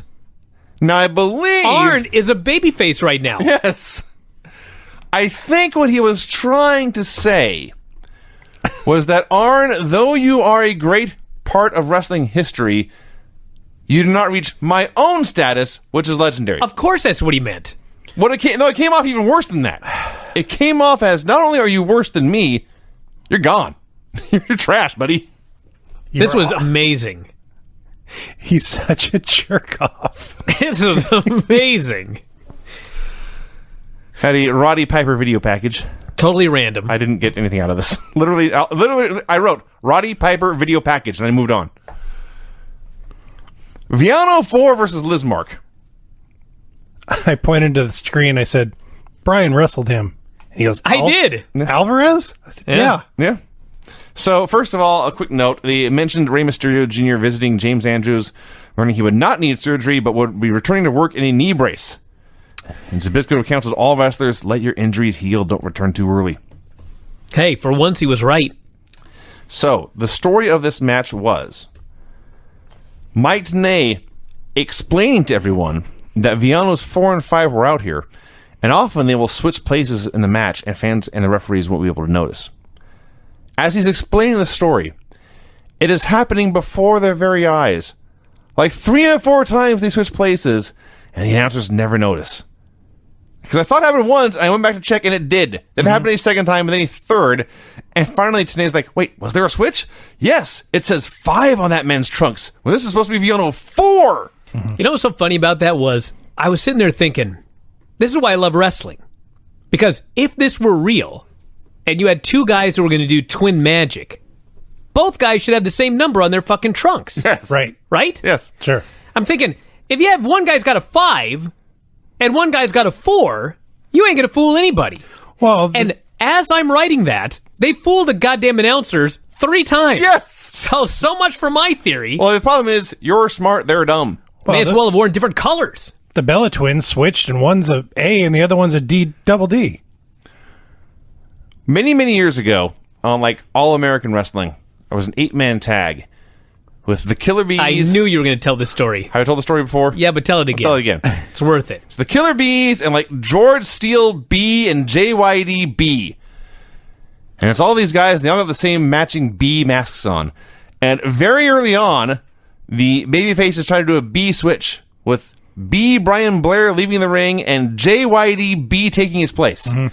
And the ref turns around and he stops and he just says, "No. You out, you in." remember going to the Tacoma Dome and seeing a house show with the machines on it. And the giant machine switched places with the super machine That is awesome. at one point. Super Machine was Bill Eadie, right? I think so. Well, it was Bill Eadie. The reason I ask is Bill Eadie, Blackjack Mulligan, and Andre. Okay. Andre and Blackjack is almost acceptable. Right. Andre and Bill Eadie is not. There was only 2 at this time. Okay. They added, I think they even added a Hulk machine at the end. There was Hulk Machine. There was all sorts of machines out there. So anyway, Lizmark won with a moonsault. The Vianos continued their assault. Lizmark missed a dropkick. Tony said he missed that dropkick, and the Vianos left. And here I wrote, Jesus, what an awful segment. All right, I'll admit that wasn't very good. Okay. Gene brought out Lex Luger for a promo. Keep in mind, this month, this man beat Hulk Hogan Yeah. for the World Championship. Like 3 weeks ago? He's already a fella. He's a mid-card guy. It's sad. It really is sad. So Gene explains, this is also missing, if you don't watch every show, Gene says, Lex Luger, in recent times, you have put Diamond Dallas Page in the torture rack, and Page has laid you out with a diamond cutter. Now you two must coexist. Luger says, it's true, we have both attacked each other in an accident, but now we are even. I want Page to come out now so he can bury the hatchet. Page did not show, so Lex just shrugged and said, I guess I'll get my answer in the ring. They showed Arn Anderson turning on Bobby Eaton in 1993, openly, blatantly, unapologetically lifting John Wayne's I'm not going to hit you. Hell, I'm not line. But again, backstabbing and betrayal. This is what we're honoring. The Nitro Girls danced.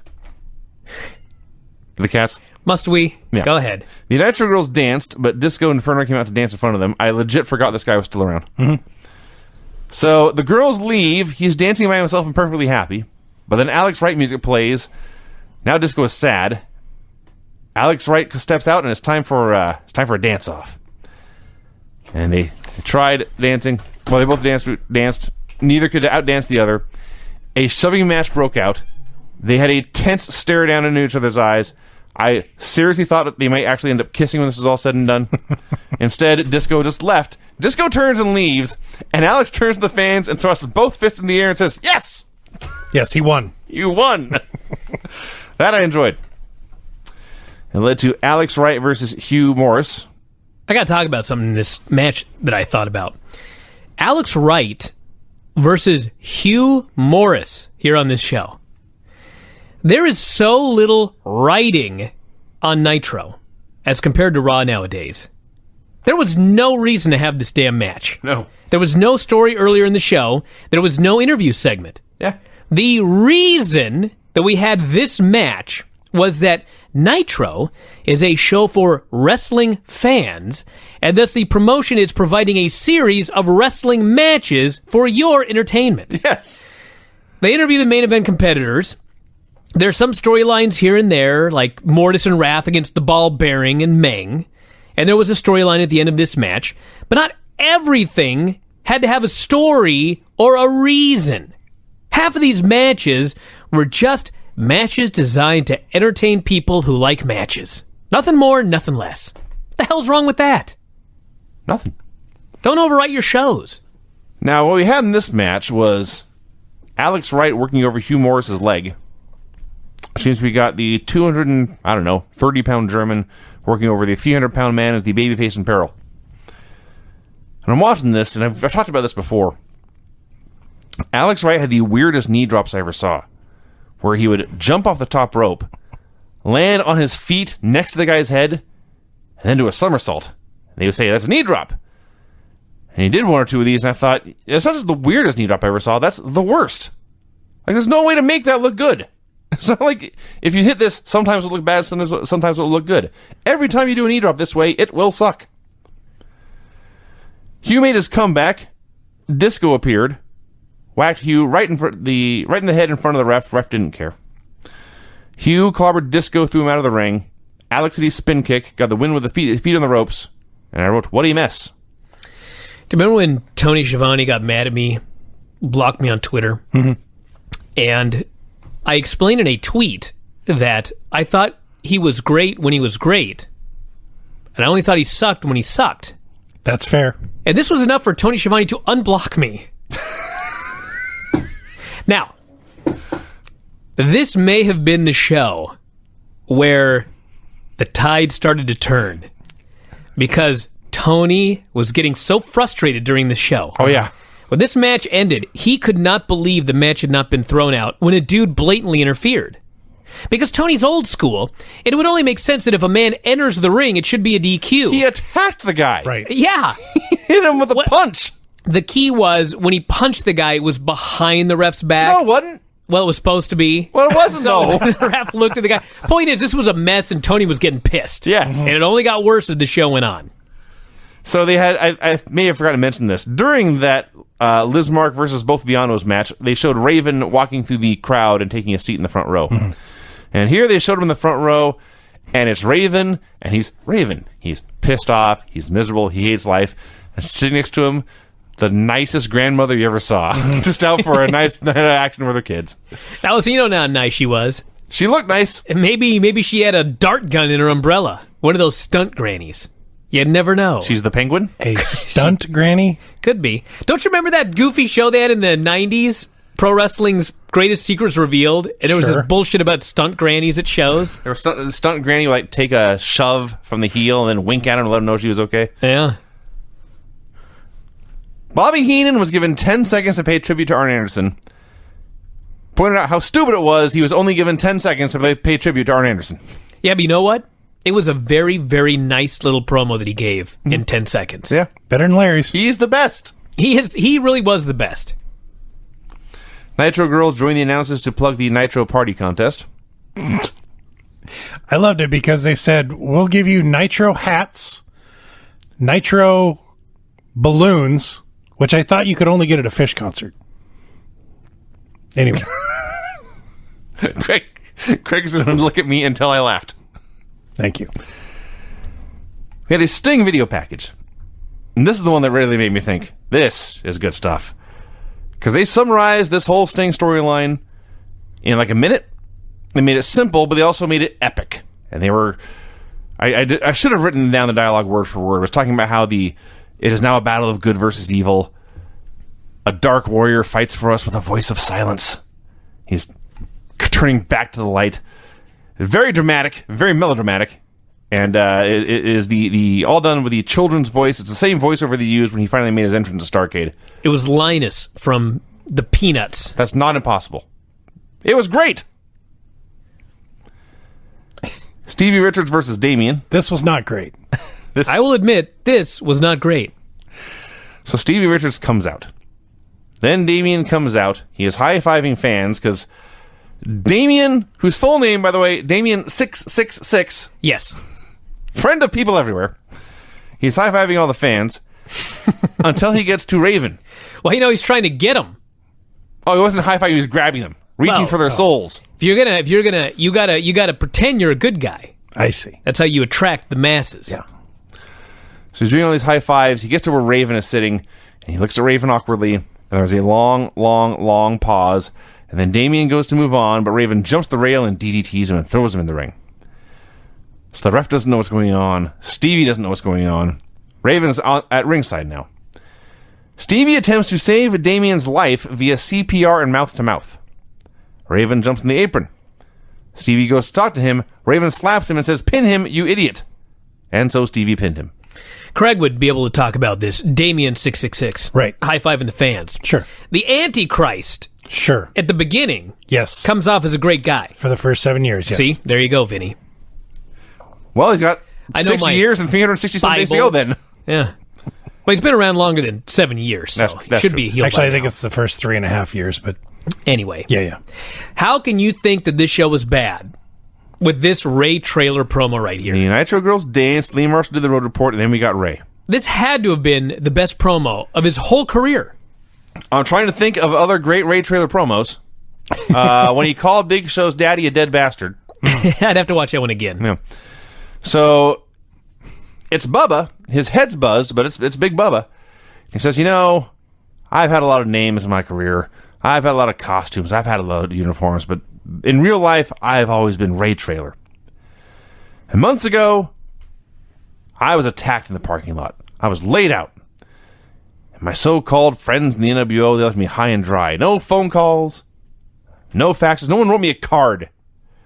The only thing I got was a termination notice from Eric Bischoff via FedEx.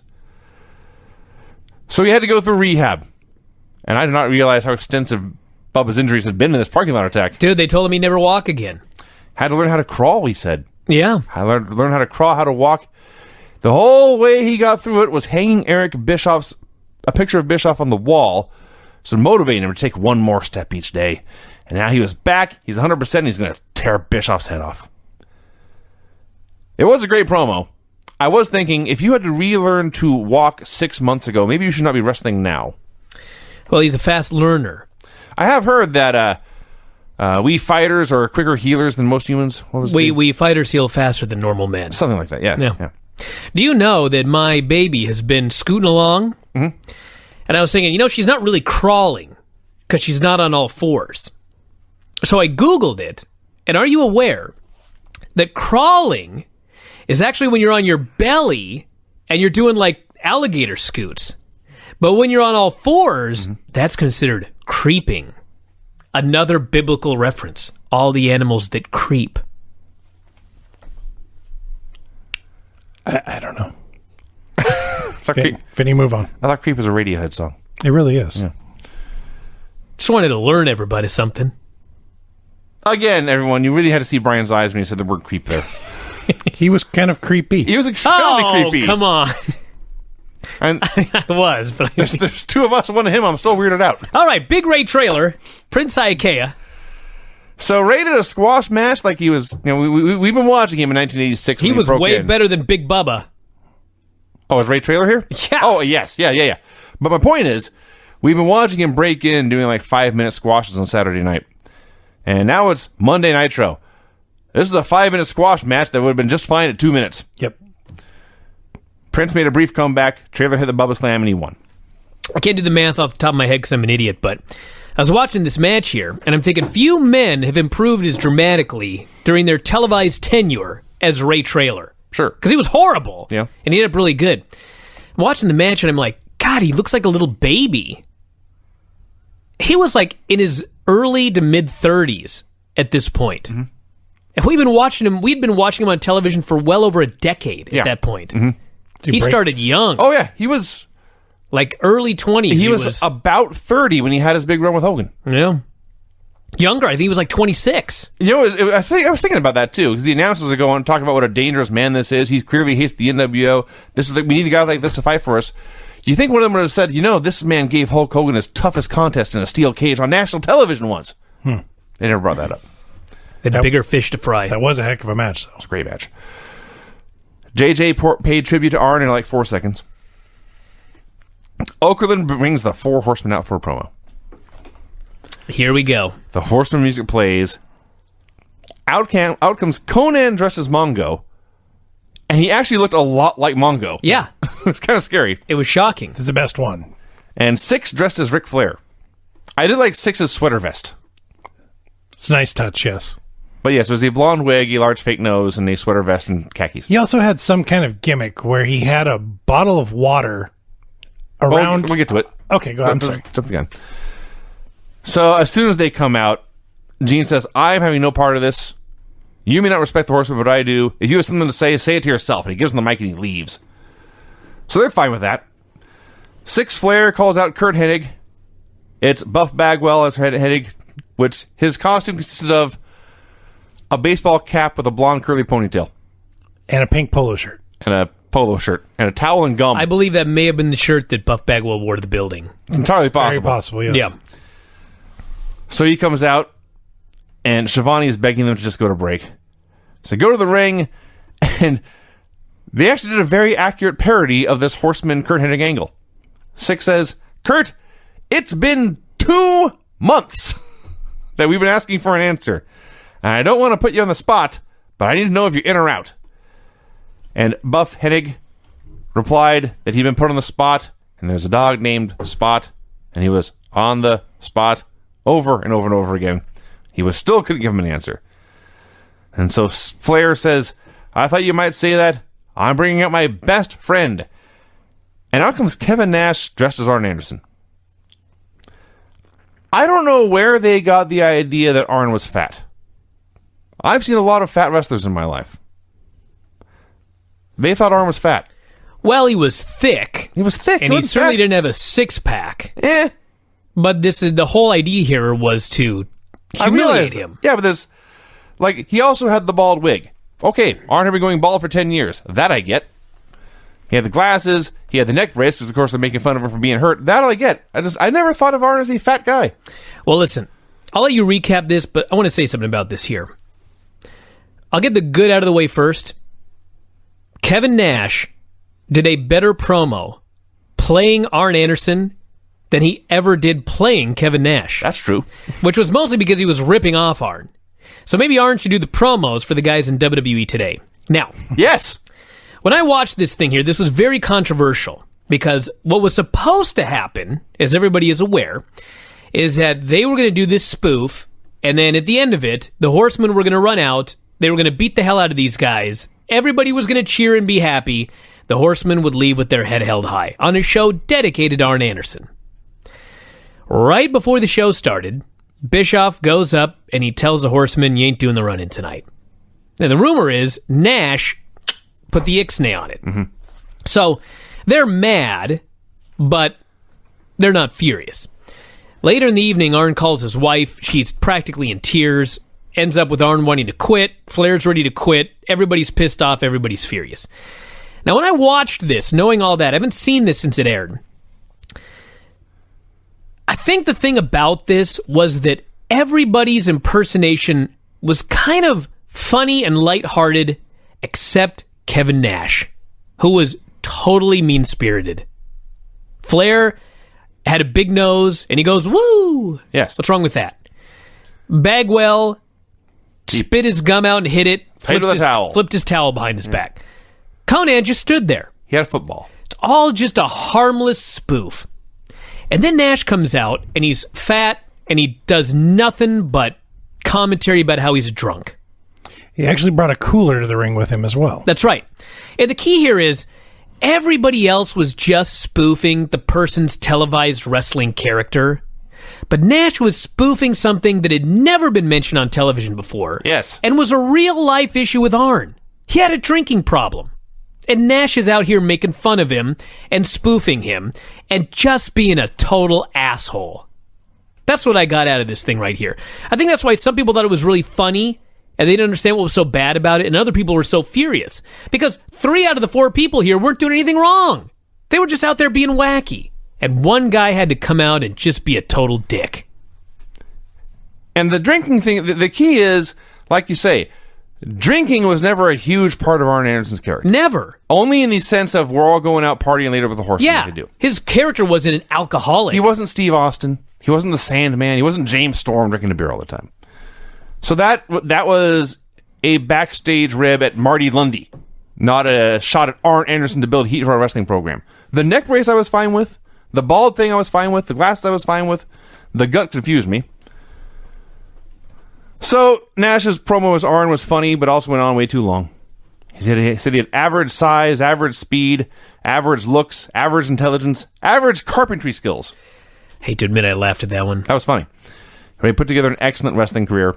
Now here is where Six, as Ric Flair, had some gimmick on his hand, where when he held his hand up over his eyes, water would just shoot out. Yeah, so he was weeping. More than likely had like a water bottle or something and a tube running up his shirt and then through his sleeve and to his hand. Yeah. Because you could see him physically squeezing something by his waist. Uh-huh. And if you saw, the shirt tail coming out of the sweater vest was completely soaked by the end of this thing. I did see that. I wish I had the interview where he called Papa Shanko, asked him how to pull this off. So he goes on the whole story about the neck injury and losing feeling in his hand. It's the hand he opens beer with, he says. Then he went to the bar and a fat broad had smacked him in the back. One of these same fat broads who'd been following the Horseman for 20 years. He said, when Arn Anderson was on the card, he gave 100%, no matter how drunk or how hungover he was, and the 8 people in the crowd got a hell of a show. I did laugh at the 8 people in the crowd. That was funny, too. And he reversed Arn's line, don't remember me how I was, remember me how I am. And he turned to Buff Hennig, And he says, I'm going to offer you a spot, not a liver spot, not your dog spot, but my spot. And he repeated that same order of lines 3 times, totally driving into the ground. I think he figured at one of them the fans would laugh, but they just stood there looking at him like, can we end this already? Yeah. And finally, Buff Hennig accepted the honor, and they all posed with horse's ass t-shirts. And Shivani was letting us know that security was backstage doing all they could to hold the Horsemen back. And I wasn't really watching the little slider on the bottom of the screen, but I figured this had to be the end of the show. No. No. You know, I came out of this with so little respect for Kevin Nash.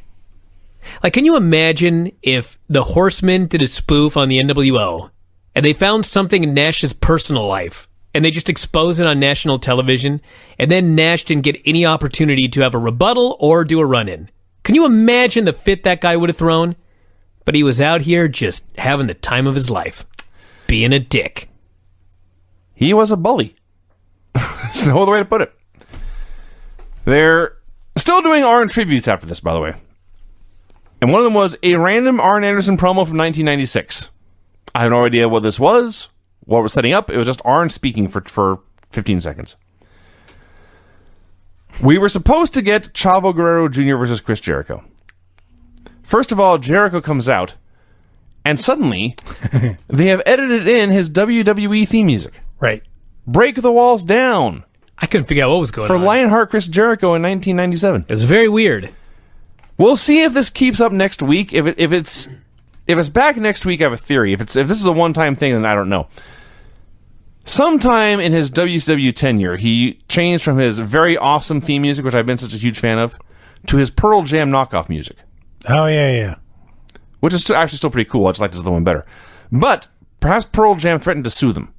I doubt that. I do too. You can't do that for a knockoff. Yeah. I mean, the only thing I could figure was, remember when he was feuding, this is just totally out of my ass, I'm just thinking about it right now. Remember when he was feuding with Lenny Lane? Yes. Over the Loverboy tape? Yes. Didn't he have a knockoff of I Want You to Want Me? I don't remember. That's Cheap Trick, by the way. Whatever it was. But do you remember when he had that knockoff? Sure. Am I imagining things? I don't remember. Maybe he came out to that song here. Possible. Because you certainly cannot use that one Maybe it's on the WWE Network. Maybe the new song that he used was just written by somebody who didn't give him permission to use it. Well, anyway, It was weird. he broke the walls down It was very weird. years before Yes. Y2K. So, Eddie comes out, says, Chavo, you're disgracing the family. It's time to let Uncle Eddie take care of business. Scotty Riggs wanders out. Here's Prince Iaukea. Here's Damien. Billy Kidman. Let's talk about Super Astro. Cyclope, and then a man called Super Astro. He had to be a mini. I mean, there's no way he was more than 5 feet tall. He was just as thick as he was. He tall. was 5 feet wide. Yes. Yeah. He was the shortest, fattest cruiserweight you ever saw. This was his debut. Oh, what a debut. What a debut it was. I don't remember him at all. Wasn't Super Astros the name of WWF's Lucha Show? Yes, it was. Yeah. Buddy Wayne wrestled on there. Maybe one he was time. supposed to be on there and got lost. So, the Villanos, Silver King, Super Calo, a brawl breaks out. There's dives everywhere, Ultimo Dragon. The announcers don't even know who was hitting the dives, let alone what else is going on. Alex Wright's out there for some reason. Super Astro, first he does he does a high spot in the middle of the ring where he does like a jumping reverse headbutt to a guy. And then he goes to hit a dive, and he goes flying up and flying out of the ring, and he flies off camera, and we never saw him land. I hope he's alive. The other person I didn't see land was Super Calo doing a missile drop kick to the floor. Actually, I did see that because I've seen him do that move before, and I always think, why would you do this? Right. Then I watched him do it here, and I thought, oh, that's why. Because he manages to touch the other guy with both feet, but then still land on his feet on the floor. Anyway, Yeah, but still. I wouldn't do it. I should hope not. So, a bunch of stuff happened, and then Eddie laid Jericho out with the belt shot and hit a frog splash, and I wrote, this sucked and it was stupid. Pointless. In his only appearance on this show, the Giant half woke up from a long, long nap. He wished Arn a happy retirement, and I can only imagine he immediately went back to bed. Well, I would imagine he's incarcerated. They just woke him up and do this vignette. He was sleepy. He was not doing whatever Scott Hall and Hogan were doing. Hogan and Bischoff came out for a promo. All right. So if you watched this, I'm sure you all saw by the end the white, milky substance that was covering Hulk Hogan. Am I the only one? Honestly, I know I'm not the only one because I got texts and tweets about it. Can't say I did. I was asked if Hulk Hogan was lactating, I gotta go back and watch this now. which is Like, possible. Right this second. I gotta check this. Now, I believe that I can say with fair amount of certainty that Hulk Hogan was not lactating. Because knowing what to look for, I was fixated on his nipples from the moment he came through the curtain. Get that drop. Now, there were two milky white substances we got to talk about here. Sure. One of them was leaking out of both of his armpits. I Okay. presume that That's- was deodorant. Antiperspirant, Antiperspirant. Okay. Now, there was a milky-ish substance dripping down below his pecs. Okay. But upon close inspection, Okay. and I cannot believe I did this, I whatever it was Uh-huh. began above his nipples. And so I think that Hogan had lathered himself in something, okay. coconut oil or whatever, to Sure. glisten.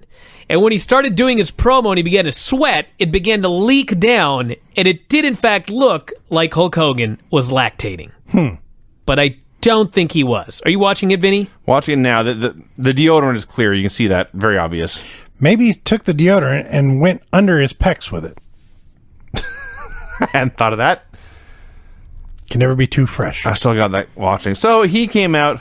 Yeah, I think it's all just deodorant. I think it's deodorant, and as you notice, above his nipples. But as he's he's Hogan. He's constantly waving his arms. Yes. Around. So Well, if you go back earlier, it starts on his chest. Yeah, And then okay. the second, anyway, he's just a very hot, sweaty man. yeah, who OD'd on the right guard. Again, get that drop. Let's see. So they made a valid point when they said Hulk Hogan has defended his championship more often than Sting has wrestled matches this year. God damn it, they're right. It was funny because Bischoff starts and he goes, Hulk Hogan has defended the world title this year more than, and I'm like, this will be good. What bullshit's he going to spout here? And then he goes, Sting has had matches. And I was like, shit, Son of a bitch. he is right. This fucker doesn't deserve a title shot. No. So they ask, who is Sting beaten? Hogan buries his wrinkly trench coat, his wrinkly, white old body that he had quit taking to the gym. He demands Sting come face him right now. I'll even put the title on the line. The crowd's chanting for Sting. They're encouraging this. Instead, we get J.J. Dillon. J.J. says he's there to get an answer from Hogan. Will you take a match with Sting? And Hogan says, here's my answer. And he punches J.J. and starts dropping legs on him. They attacked him with spray paint. The fans demanded Sting, and that was it. You know what's funny is this is so ridiculous. Like, Hogan is attacking J.J. Dillon. Like, there should be serious repercussions. Absolutely. It's just a stupid storyline. But the fans are going nuts. That's how much they want to see this match. They don't even care if it makes sense or not. There's more. On a show that should have ended an hour ago. Randy Savage and Scott Hall versus DDP and Lex Luger. Lex and Paige, not only did they come out separately, they couldn't even stand in the same corner. So Paige starts. He goes the first minute or so. They go to break, and they come back. He's getting beat up, and the announcers let us know the NWO has made several tags. Lex has not tagged in even once. As noted, this show had already been gone way too long, and this beating went on forever. Finally, there's a hot tag, but the ref's back was turned. No one cares. Lex just runs wild anyway.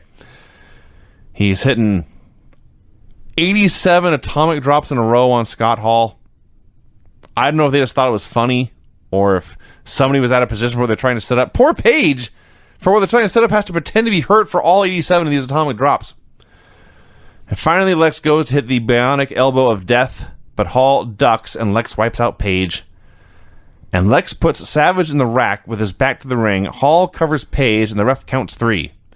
And here, you mentioned Tony Schiavone losing his patience with all this bullshit. And he was also one of those guys not happy about the Horseman parody segment. Letting you know, if you know Arn Anderson, you know how infuriating this is. And here, when we all saw Lex Getty tag, but the ref didn't see it. Buddy let it go, but then Page was the one who got pinned. Clearly the illegal man was pinned in the referee's eyes. Lex had no idea what was going on. Tony had no idea what was going on, but was sick of this whole shit. And that was that. I wrote a shitty finish to a shitty show. This went forever and was no fun. Okay, so maybe I'm totally confused. Page was the legal man, and he tagged Luger, but the ref didn't see it. Mm-hmm. Right. So Page was the legal man to the referee. That's why the finish was so great. The referee's telling Luger to get out of the ring because he didn't see the tag, and Luger's ignoring him. Right. And Luger runs wild. Then he accidentally hits his partner, so Page is down. So Luger goes for the rack. Luger is not the legal man, and the other guy covers Page, and the ref counts because Page is legal. It made perfect sense. So if he didn't see the tag, and if Lex wasn't legal, why did he let him run wild in the ring for 3 minutes? Well, he was trying to get him out. He's yelling wasn't. at He was him. standing in the back of the corner doing nothing. Well, there were 4 guys in the ring and their bodies everywhere. But I know that's the finish because Tony is frustrated and he screams, "Nick, don't call it down the middle!" Because the desperation of the announcers as this company is falling apart, they're desperate for anything. So much so that they want the referee to cheat and not see what really happened or see what didn't happen or whatever. Anyway, the real Tony Schiavone thing at the end of the show was they're going off the air. And Tony Schiavone says, "Next week, are we going to be WCW Nitro or NWO Nitro?" And there's a pause, and nobody answers his question. And Tony, with total exasperation, which I believe may have been legit exasperation, just screams, "Will someone answer my question?" And the show goes off the air. Yes. I died. Tony is done. He's at it. He's totally done. And it's all downhill from here. It was all downhill from Road Wild, in my opinion. That's the show, everybody. That's it. I liked it. Thought it was great. No, you're wrong. Yeah, we reviewed it, and going back over, I won't say it was all bad. There was a lot of good stuff, but there was more bad stuff. Hey, I just got to say that in the main event, I totally zoned out because I expected a run-in. And not only did I get a run-in, but I got a finish that added to the heat of Luger and DDP, who will be fighting at Fall Brawl, Craig. Are you sure? I'm not sure of anything with WCW. I see.